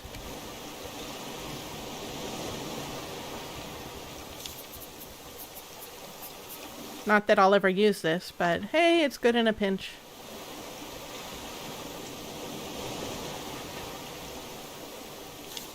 And let's see, get that bird off my meat. Okay, we can harvest this, and then I can plant it again. I've got 2 now. I can probably put that plastic cup away in my storage. Needs fresh water, right.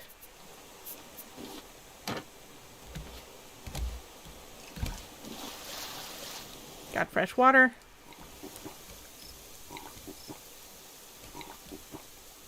Okay, those are watered, and then I can fill up the purifier down here. This purifier, I'm thinking, might need to go upstairs. I don't know if it matters whether it's under the sun or not.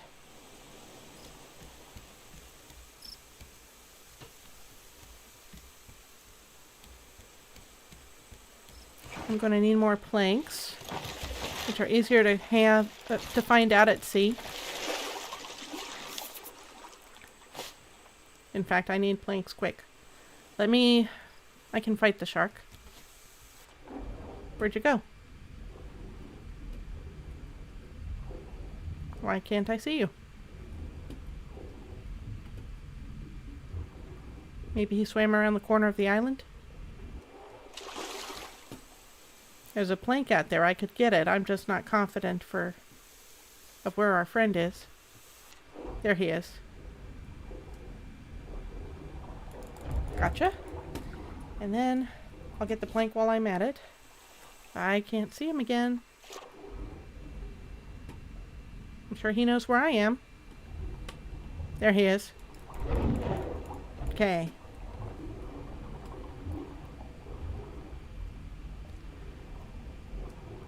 So anyway, that was informal logic, but then there's formal logic, which is I think the kind we kind of see in school, where we get, if you've got your argument right, so if you know what all your terms mean and are solid on those, there's no wiggle room in those. If you know that your premises are correct, that you've got the truth in those premises, and I think that's probably the hardest part of formal logic, is understanding that your base assumptions are true. Where did he go? I thought I saw him go down there. Is he stuck on geometry or something? Or am I completely missing where he is? There he is. He found a hidey hole. Okay.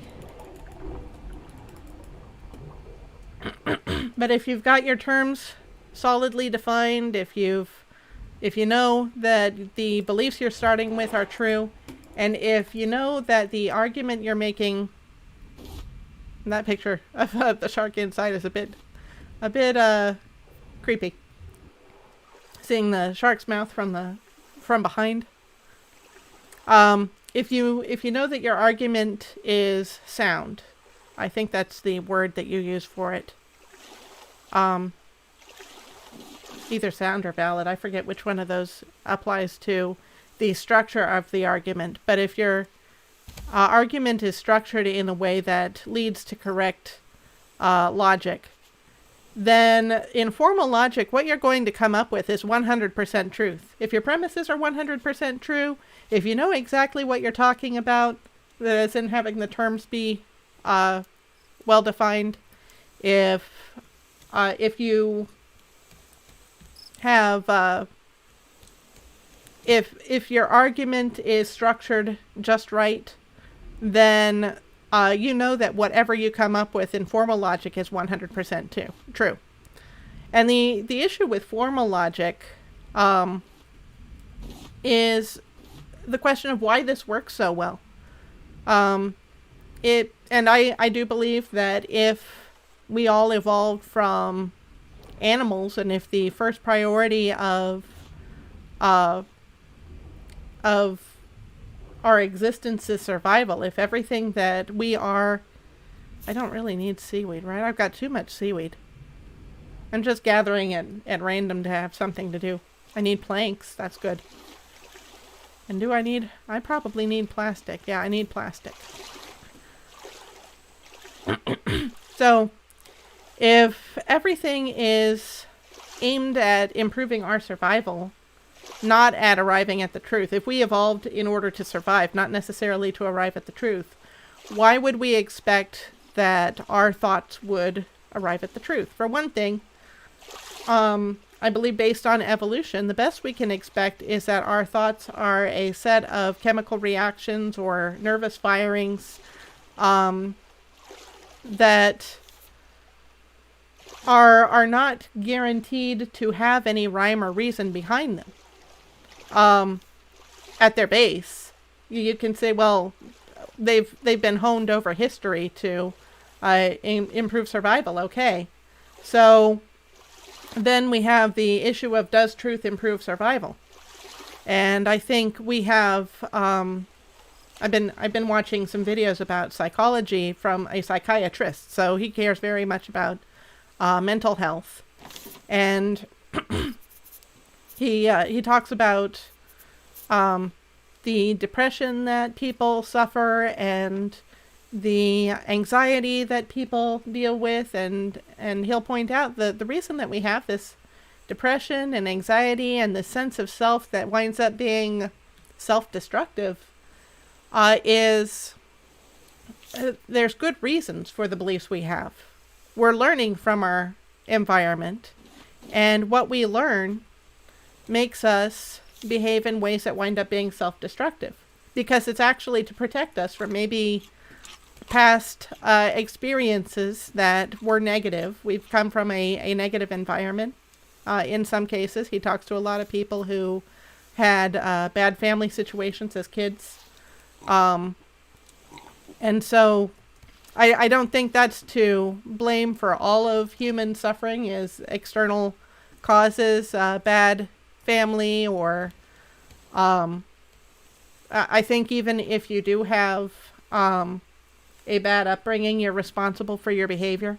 But certainly what we learn as kids, or what we experience growing up, or even as adults, the lessons that we learn once we're adults, does factor into our behavior and why we do what we do, and why it's so hard to shake what we do to transition to something else.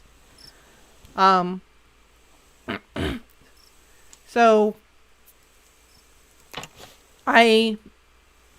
let's see.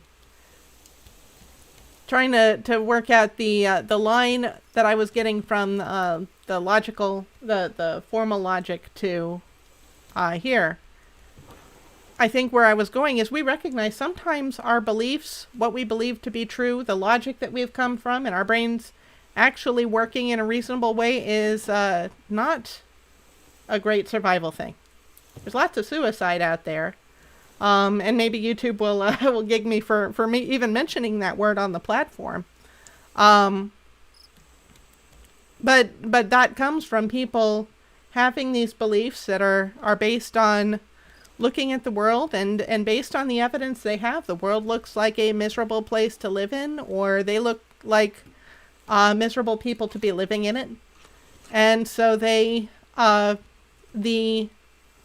truth that they hold, and I use truth in quotes here, but what they understand to be true, the person that, if evolution were true, the person that all of those historical factors of evolution have caused them to be, does not lead them to survival. So there's one thing is, okay, so if we're saying that who we are is someone who's evolved in order to survive, well, that survival does not seem to be consistent with the truth, or at least truth does not seem to necessarily coincide with survival. And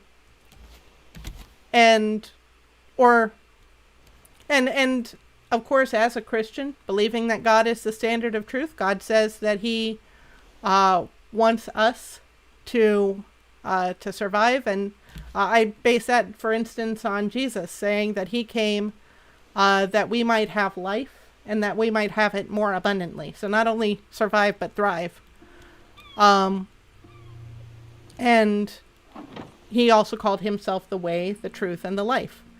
And based on what I'm saying, that God is the standard of truth, that would be literal truth, that Jesus being God the Son would be the truth, the standard for all of our truth.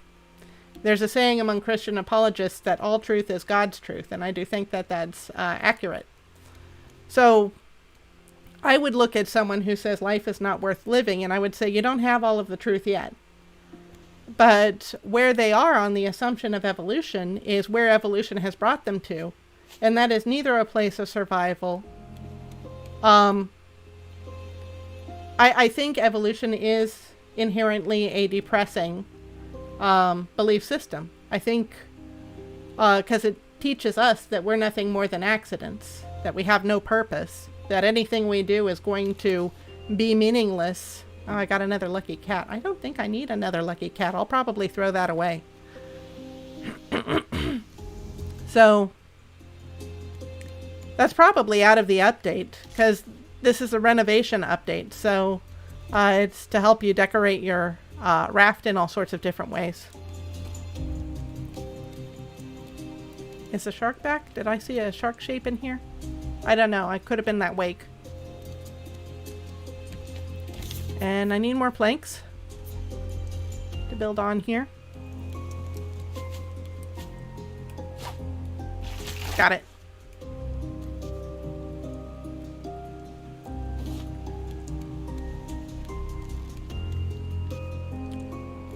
I probably should consider making more flooring so that shark can't bite through where these pillars are, but I'll hold on that. Anyway, so logic works, formal logic, I think, works great at coming to the truth. The question is why it works so well. And I don't believe that it's because we've evolved to survive. Because I don't see why survival would lead to the truth necessarily. And another example of this would be, let's say you're someone who is afraid of dogs. And this is because maybe you were bit by a dog in the past, so your brain has definitely learned very quick that dogs are terrible creatures that you don't want to interact with if you can help it. Of course, that's not 100% true. I have a dog, a fairly large dog, who I love, and he loves me, and he's never bit me, and is very docile, even in times when I've had to put him through pain. There was a point where he got out of the backyard and had a run-in with the car. It damaged his paw really bad. Now he's missing a toe. They had to cut off what was left of the toe.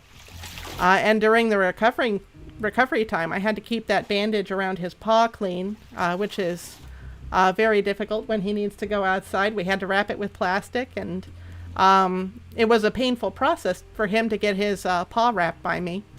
And he would make it clear, flinching, trying to draw the paw back, that he didn't care for it.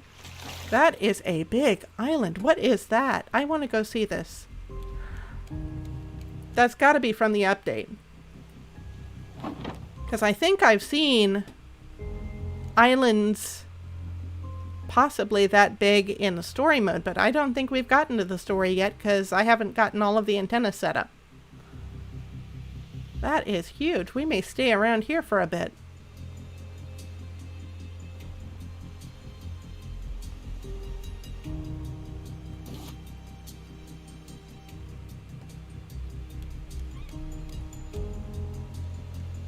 I hear a seagull. Did they eat all my vegetables yet? Yes, they did. Maybe while I was fighting the shark or something.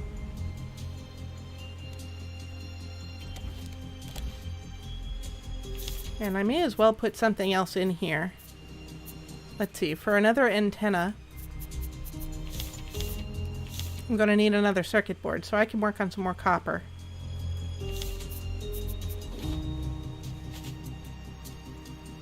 Look at the size of that island. Never seen a place like this, so we are definitely staying to explore. An island that size makes me wonder if there's going to be any hostile critters, because I know there are some in the game.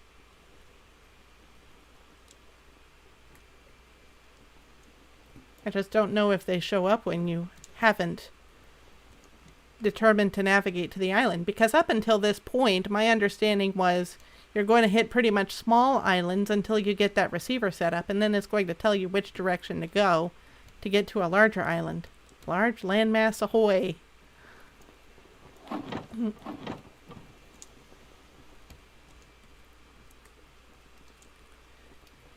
So this is the first time this has happened since the update, the renovation update. And that bird does not look like a seagull. I don't have arrows. I might need some. I do have feathers. Where did I put those?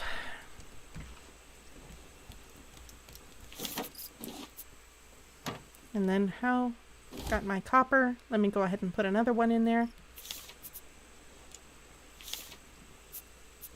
How do I make a bow and arrows?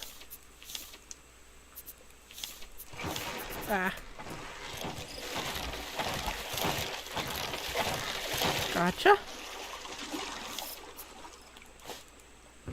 There's plenty of wood on the island if I had an axe, which I don't. Okay. Anchor away. Or away is when you're heading out, right? I'm not sure what the proper terminology is for here. So if I want a bow, I need rope and a bolt, which needs a metal ingot. That's fine, because that should be done soon, I think. That shadow, that looks like a seagull. That does not. That bird looks a little scary.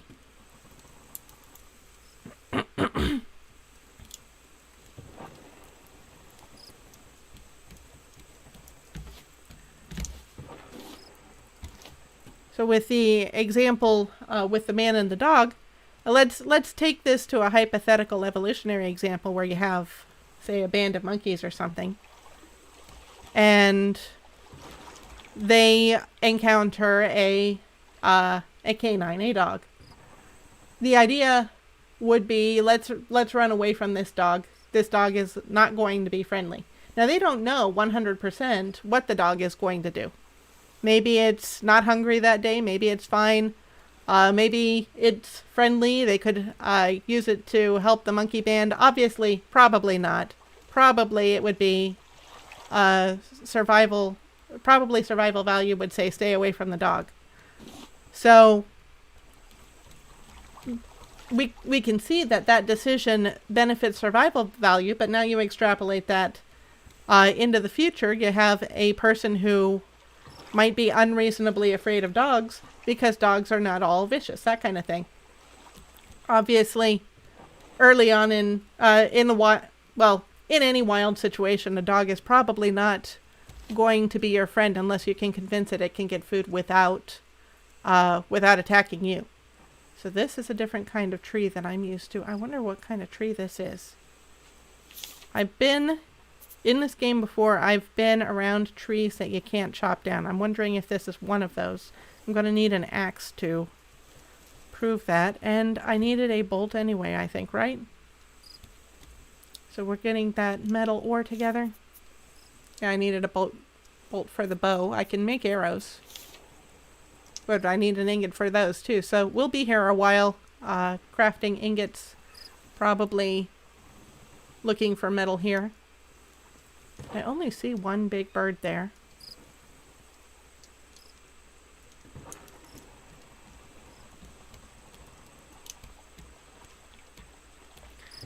I think thirsty. I think in the future, if I'm going to, there it is. In the future, if I see one of those stingrays, probably on a different stream, then I'll probably get into the water with it and see what it does, if the circumstances are right. Because again, playing this game, I look at a stingray and I think, it's strange. Probably don't want to get into the water with it. Probably better for survival that way. But there's no telling if it could be beneficial in the future.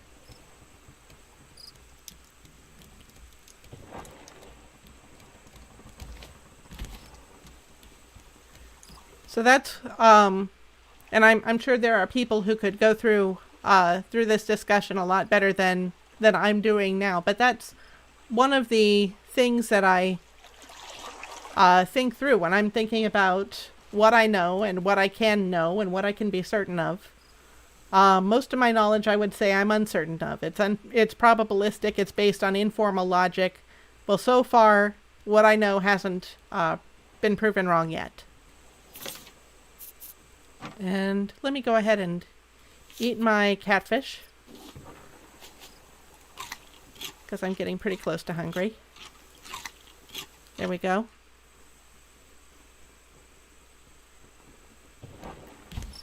I have that, so I can make my bow at least. Got that. Now I need arrows. I can...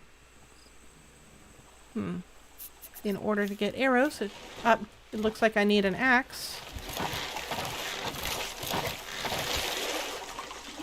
Because if I'm not going to be leaving the island, then I'm going to need to get planks from somewhere. Especially since I am fresh out.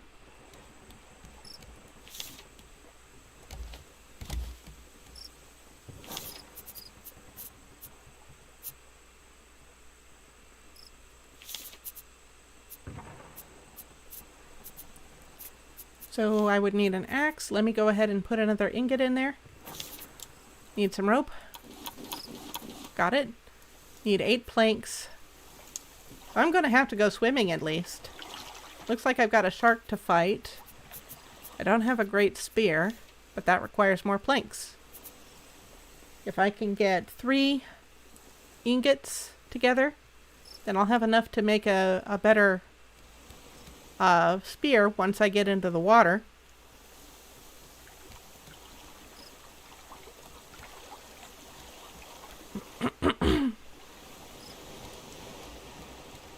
So I think I'll hold out until I have the tools to make a spear, and then I'll try to look for planks as I'm fighting the shark. Will that work?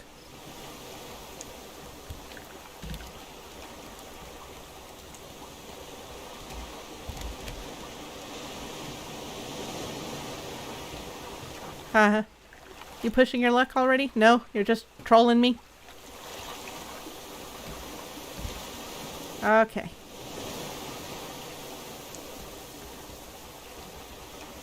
Then again, I may need planks to get this smelted properly too, since I'm going to need metal ingots. So I might need to just brave the water with a partial spear and see how I do.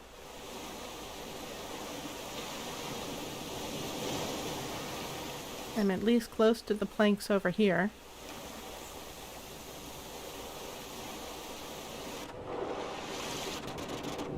I don't see him. I would expect him to be coming from the direction of my raft. There he is. We gonna fight?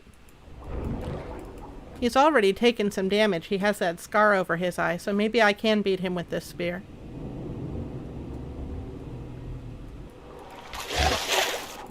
Okay. Ah, my mouse slipped. I couldn't turn around fast enough to get a third strike. Okay. Looks like I could fit just 2 there, and he's already coming back and I need air. Got it. Looks like it goes deep there, and there's some different seaweed down there. What's that stuff? Can I harvest it?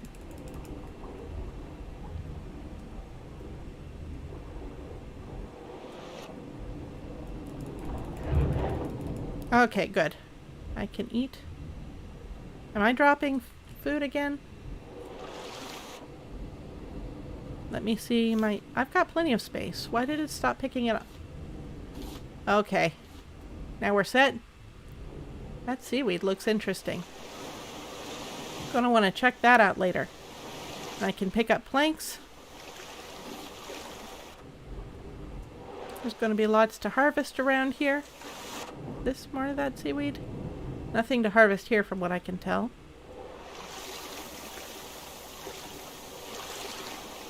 There's some more planks over here.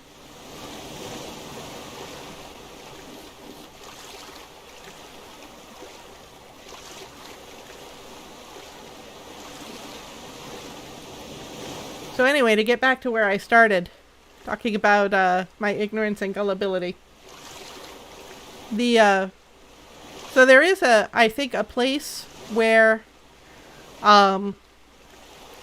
we can be 100% of what's true through formal logic. I believe formal logic works because it's consistent with the character of God. So going back to what I keep going, God is the standard of all that is good.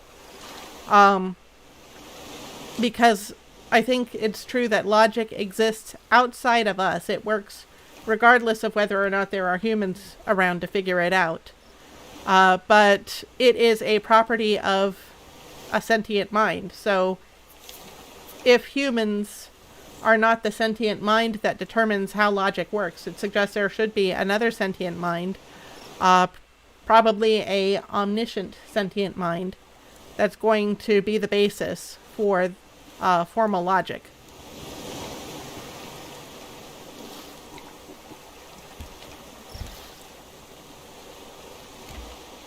So the big issue with the formal logic, why I don't lean on that for my personal knowledge, is that second thing that you need. The first thing you need is you need to know all of your terms. You need to have no wiggle room in your terms. There can be no equivocation in what it is you're talking about.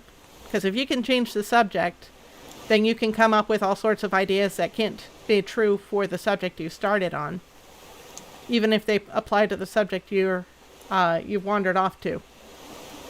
So there's some interesting structure there with satellite dishes. And that bird is clearly positioned there by the developers to guard that kind of thing. So that's something we want to check out when I'm better equipped. And I think probably what I need first is that spear. So I've got one ingot. I'm working on another ingot. And when I have the third ingot, I can get my spear upgraded. And then I can focus on the other equipment I need. Next will be an axe, so I can chop down trees and get wood from these trees. And got a little bit nervous falling into the water, but that shark is dead. I should be fine. I could probably wander the shore and see if there's a quick way to get to other planks around the shoreline.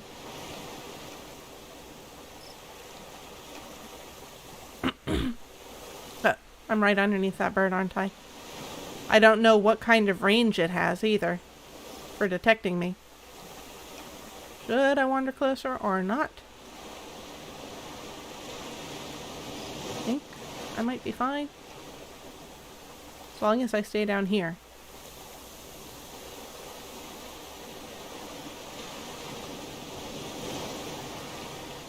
There's a plank there. I'm going to try to get that. Oh, it sees me. It sees me. What is it doing? Getting something it can pummel me with. That doesn't look great. I do not want to deal with you, bird. Ah, okay. Getting out of here. There's another bird. Get away. Oh, it's a boar. I am dead. I am dead. I am dead. Okay, let me run this way. Yeah. Ah! Gotta get to the water. Ah, man. Okay, world saved. Surrender and respawn. Okay, and I'm on my raft. So, good. I am not getting back on the land. I need a better spear, but I can't make a metal spear yet. Got my metal ingot. Oh, all of my inventory is gone. Is it by any chance on the land? I know I'm taking serious chances getting back up here. I wasn't as far back as there. I don't see where my inventory is at all. So I guess you don't get that back when you die. It should be visible from here. So, nope. I've got some stuff on the raft, but I don't think I have anything I need. I'm going to have to hit the water again so I can at least build a... at least build another hook. I don't know if that shark is going to come back or not. So I'm going to have to say goodbye to this island. I just don't have the resources necessary to explore it. Too bad. Maybe we'll be back. Or maybe I can find a similar island once I get my antenna up. But that does set me way back, I think, because all I have is a metal ingot. And thankfully I did place my receiver. I did not place my antenna, so I still have to come up with 3 antennae for this adventure.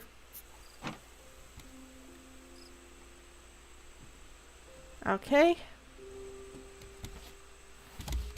And that's up, so I just need to turn my sail. See if I can catch the wind to take me away from the land, and then I can start to gather the goods I need in order to start collecting equipment again. So yeah, that is a big setback. Was not prepared for this island. But that's cool that we have this big island. If it showed up once, it'll probably show up sometime again in the future.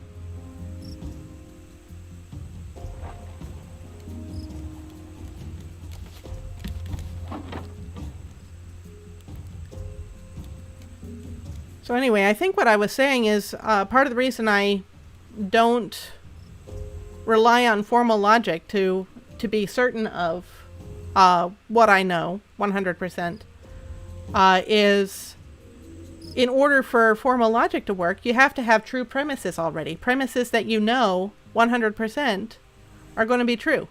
So in order to get 100% certainty, you have to have 100% certainty. But the knowledge that us humans can get, since we're not omniscient beings, is limited. It's the probabilistic knowledge. It's the informal logic. Yeah, I forget the proper term for the informal versus formal reasoning, but it's that probabilistic kind of data. So if you can only get to certainty once you have certainty, and we are not omniscient, so we can't have that certainty to start out with, there's no getting there from here. So even if we're using formal logic, I think that's actually, I think I had the right term to begin with. Even if we're using formal logic, then let's see, I want this hook, so it's going to be made of a plank and plastic once I get out at sea.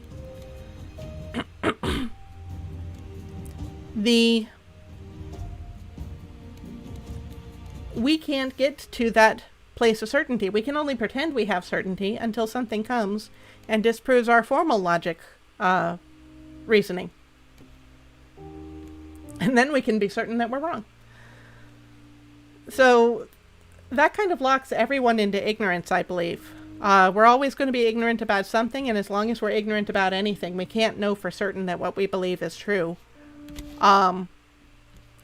The only way we can know for certain that what we believe is true is if there's someone out there who knows with full certainty what is true and what is not, who has 100% knowledge. So that is omniscience. That would be God. So that's one big reason that I rely on the Bible, on Christianity. It's fair to have a discussion about, well, which God is going to have that knowledge. Is it necessarily the Judeo-Christian God, or is it possibly some other God? And I'm thirsty. I don't have anything to pick up water with. Well, this is a mess. I think I have a cup in my chest up here. And I probably have water in my purifier. Yes, I'm saved. Okay.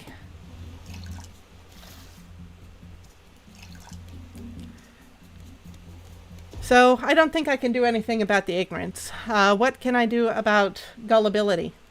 Well, the solution to being gullible, which is believing too readily, would be not to believe very readily, right? So skepticism seems like a good solution to being gullible. If you're skeptical, then you're not going to believe things too readily. So that's great. The problem with that is it doesn't really help with the ignorance situation either. If you're always going to disbelieve anything you're not 100% certain of. Oh, now I'm hungry. Where do I get food? There's barrels.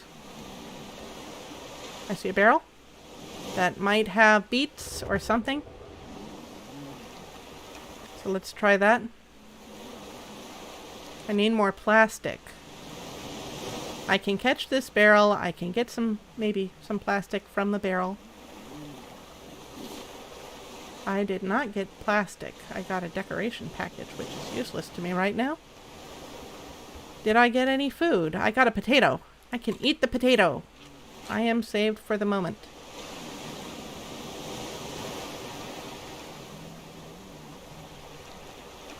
Okay, so now I'm finally able to see straight. And this plank is broken, so the shark's probably going to attack that one next and take away my anchor. But now I can have a hook, which helps me to collect more goods. Now I can be a bit more directed about what I want to do. And what I want to do is get a spear. And I'll take a chintzy spear to begin with. Oh, nope. I do not want to weigh anchor. Or I do not want to drop anchor. I think pulling it up is weighing anchor, so we're good. What does it take to make a hammer? I got it. And then I can repair that. Okay. I'm feeling much better. I can grab that. So I've got some plastic now.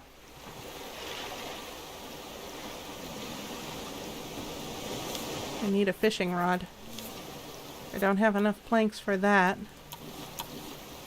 I need more fronds. So I just need more barrels. Do I have any food? No.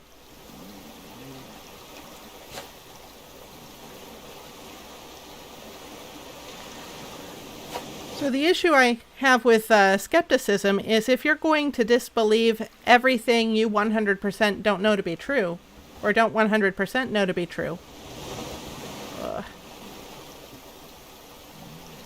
I've got nothing on the grill. Then try that again.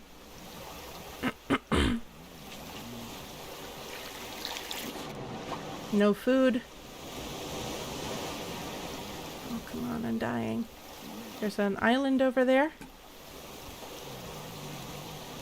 I'll steer toward that.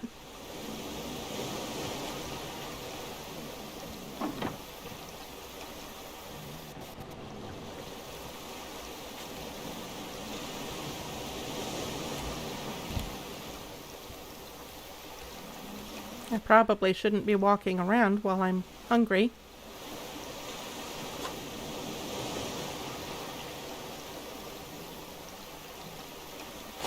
Okay, that might catch the barrel. Nope, little off.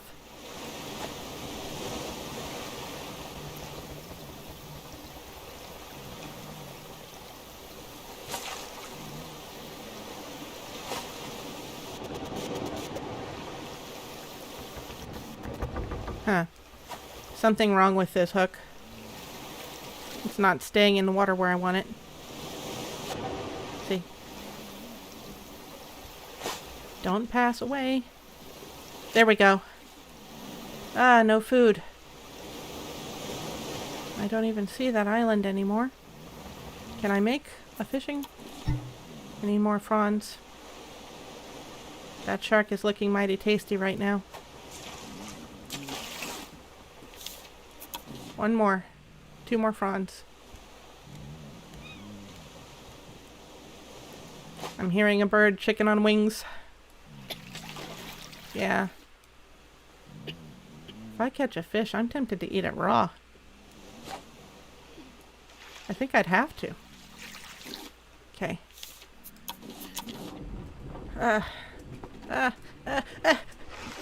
Okay. I am dead.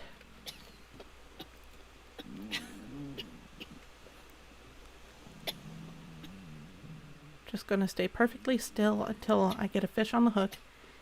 And then I am just going to consume it.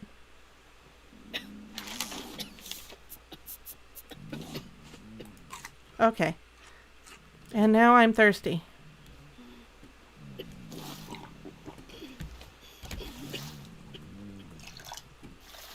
Okay. Time for another fish. I'm doing better though. I am not as hungry as I was the first time I put that hook in the water.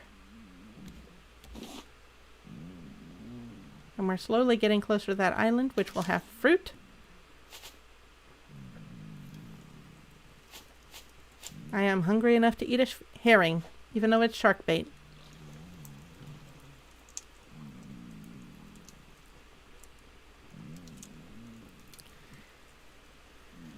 So here's my problem. If I'm trying to fix the gullibility by being skeptical, then I'm closed to all new information. So then I'm no less ignorant. If I'm trying to fix the ignorance by taking in information, then I'm open to being gullible. Obviously, there's a balancing act. Obviously, you want to be a little skeptical and a little open-minded. And where you find that balancing act, I think, is something that everyone is going to struggle with. I think my herring is ready. Okay, that is a lot more food in me than I had a few seconds ago. The last time I ate a fish. I saw something out that direction. Maybe it was the smoke off the grill. I thought it was an island. And then my sail. I'm going to adjust it a little. Where's my R key? There we go. Ah! I've got nothing. I gotta let him have it. How do I make that spear? I definitely don't have any metal. I'm going to need more planks. I mean, yeah. I have a metal ingot, but that's not going to get me very far.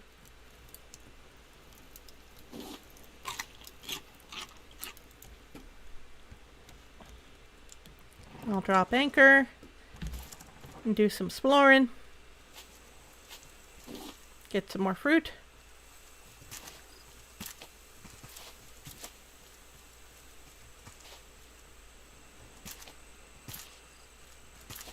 And there was an icon on that tree saying I could use an axe, but I don't have an axe, so that doesn't really help me much.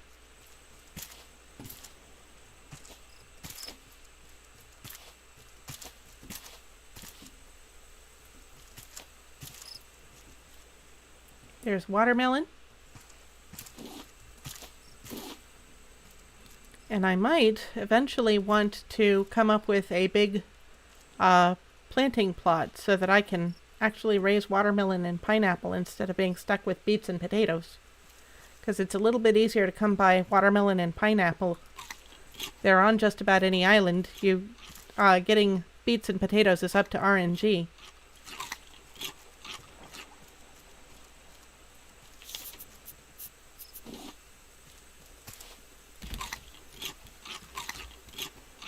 So anyway, my point has been, I have no problem with admitting myself to be ignorant or gullible, because I think that's an insurmountable, or a nearly insurmountable issue. I'm not going to say I fully know it to be insurmountable, because that would be being certain about the knowledge that I have, but I think it's a nearly insurmountable issue.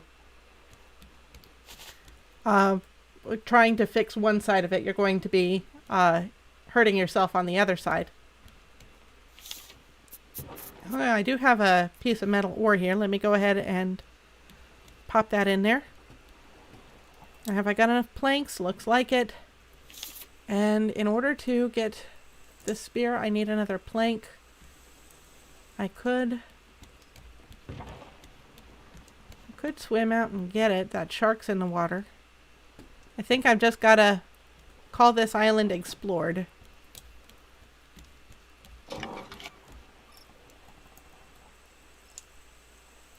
Okay, when are we? Yeah, we're pulling away. Slowly. There we go. So once I get that spear, I'll probably be able to fight the shark. It'll take a long time because it'll be a wooden spear.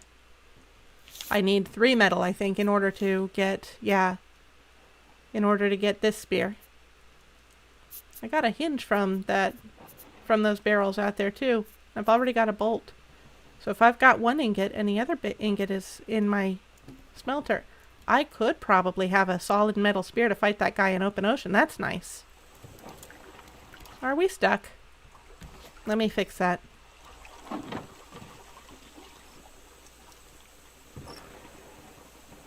Or maybe I just ought to stay put. Because if I can fight him in the water, that'll solve my future food issues. I can look around here for more metal. And whatever else I need in order to make up the antenna that I lost. Because that antenna is going to require some scrap, some circuit boards, some bolts. So lots of metal, copper, and seaweed. Where'd that shark go?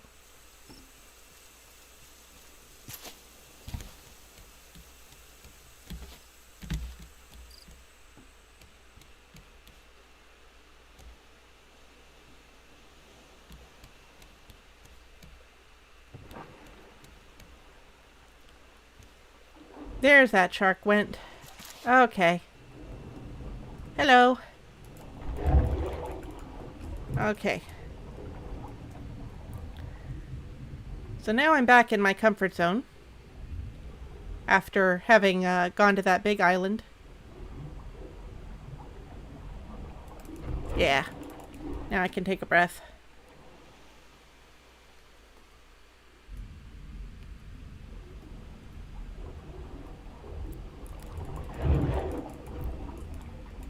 Anyway, so while I'll admit to not knowing everything I need to know, and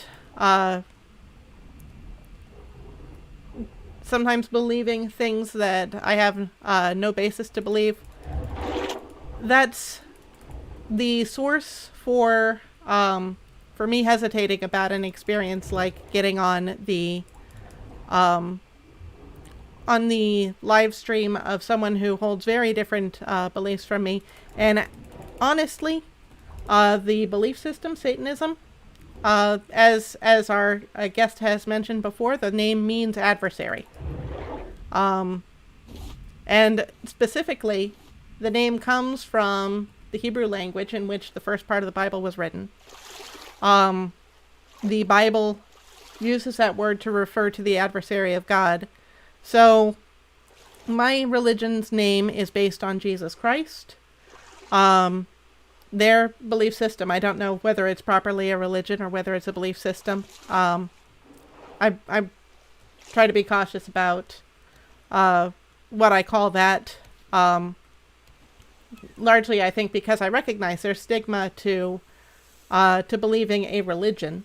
That's part of why I run the channel, is because I sense a stigma for the beliefs I hold, and I believe that what I believe is right, but that just for the fact of holding a religion, there are people who assume I'm ignorant, that I don't think those kinds of things. And that's part of why I want to say this is what it is to be a Christian. This is what it feels like. This is what I have to think through. Those kinds of things. And I'm sure that if someone is going to be part of a organization called Truth for Satan Ministries, that tells me that they're dealing with a lot of the same struggles that I do as a Christian. They're dealing with people looking at the name Satanism and thinking that they understand everything there is to know about Satanism, just off of the name. And I would be one of those people who could very well be guilty of that. I have certain stereotypes in my head that I have to undo in order to properly relate to someone from, say, Truth for Satan Ministries. And those are things that I have been actively working on privately as I consider, there's this person in my audience, and how do I respond to that? How do I understand this person? My idea of Satanism is like rock bands that promote themselves as satanic, those kinds of things. They could be based in reality, or they could be based in showmanship. I don't know. So I can't rely on what I think I know about Satanism either, just like I can't be certain about a lot of what I know. And so getting an invitation to be on a live stream, that's where I have to go, okay, how much of what I expect to experience, one, is it going to be, is my ignorance going to be a problem? I don't want to reflect badly on my belief system because I don't know as much as, say, a studied apologist. I do my best to pick up when I can, good reasons for what I believe. But I am a little bit concerned there may be a question I can't answer, And will the answer, I don't know, be enough? It's got to be, because I'll have no other answer until I do the study on it. So in a scenario where I am in front of multiple people who have issues with what I believe, and are expecting answers, will I be equal to that? And I think that's part of being a Christian, is recognizing the answer is no. I will not be equal. I will not be enough. And that is something that it has taken me years, decades, to learn as a Christian. There are a bunch of circumstances that I have to recognize I will not be enough, and I should not be afraid of not being enough, because I am relying on a God who is enough.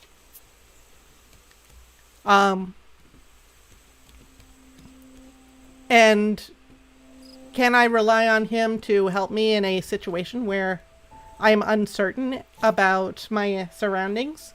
God certainly knows my surroundings. God knows that one of the first people who would come to this stream would be a Satanist. That was a real shocker to me the first day, and I certainly do appreciate that this person has not been antagonistic, at least in conversation. I am, like I say, I'm very grateful for that. So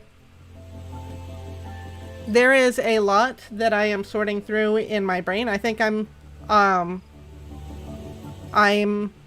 saying, and I'm being open about it here because that's part of what I want to do on the channel, is to let you know how these things affect me, not just on a logical, reasonable level, but also on a personal level. And am I going to say yes or no ultimately to this person? I think I do need that week to make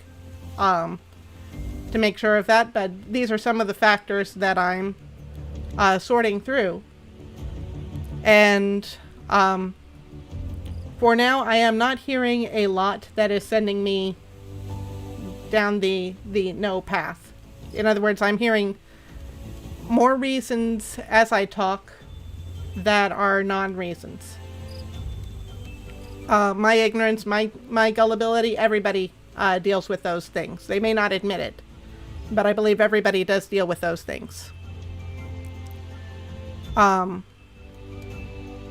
I do have belief in a God who is omniscient and who knows what the plan is, even if I don't, and who I need to learn.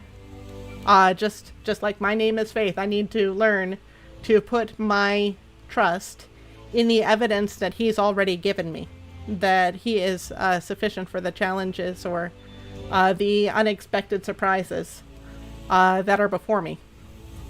Let's see, I'm going to need planks. I'm going to need to head out again. But I am thinking that I am about at the point where I'm ready to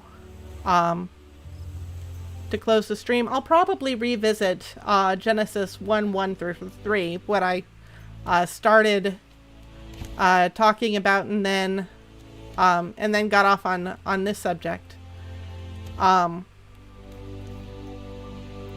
Because I do have some more thoughts on that passage, so I'll probably bring that up again in a future stream.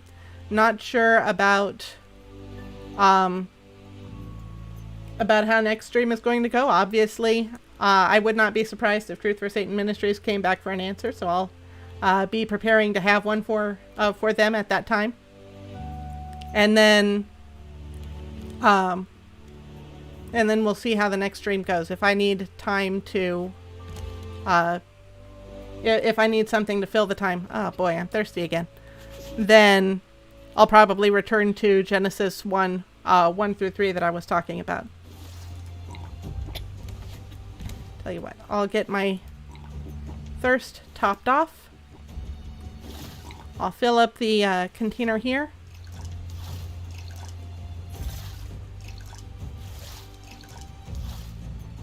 And then next stream, we'll continue the saga of putting up the antenna.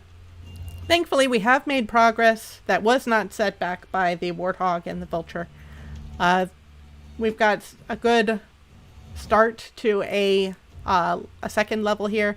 We've got the receiver set up with the battery in it. So once I get, I think, 3 antenna up, because when I turned on the receiver, I'll go ahead and show that off again. It had 3 spaces for antenna. So we've got antenna 1, antenna 2, antenna 3, and then it shows how much battery power I'm using. So once I get those 3 antenna up, then we can get into the game proper. So we'll see if I do that the next time, or if I'm going to need to take more time to catch up with myself.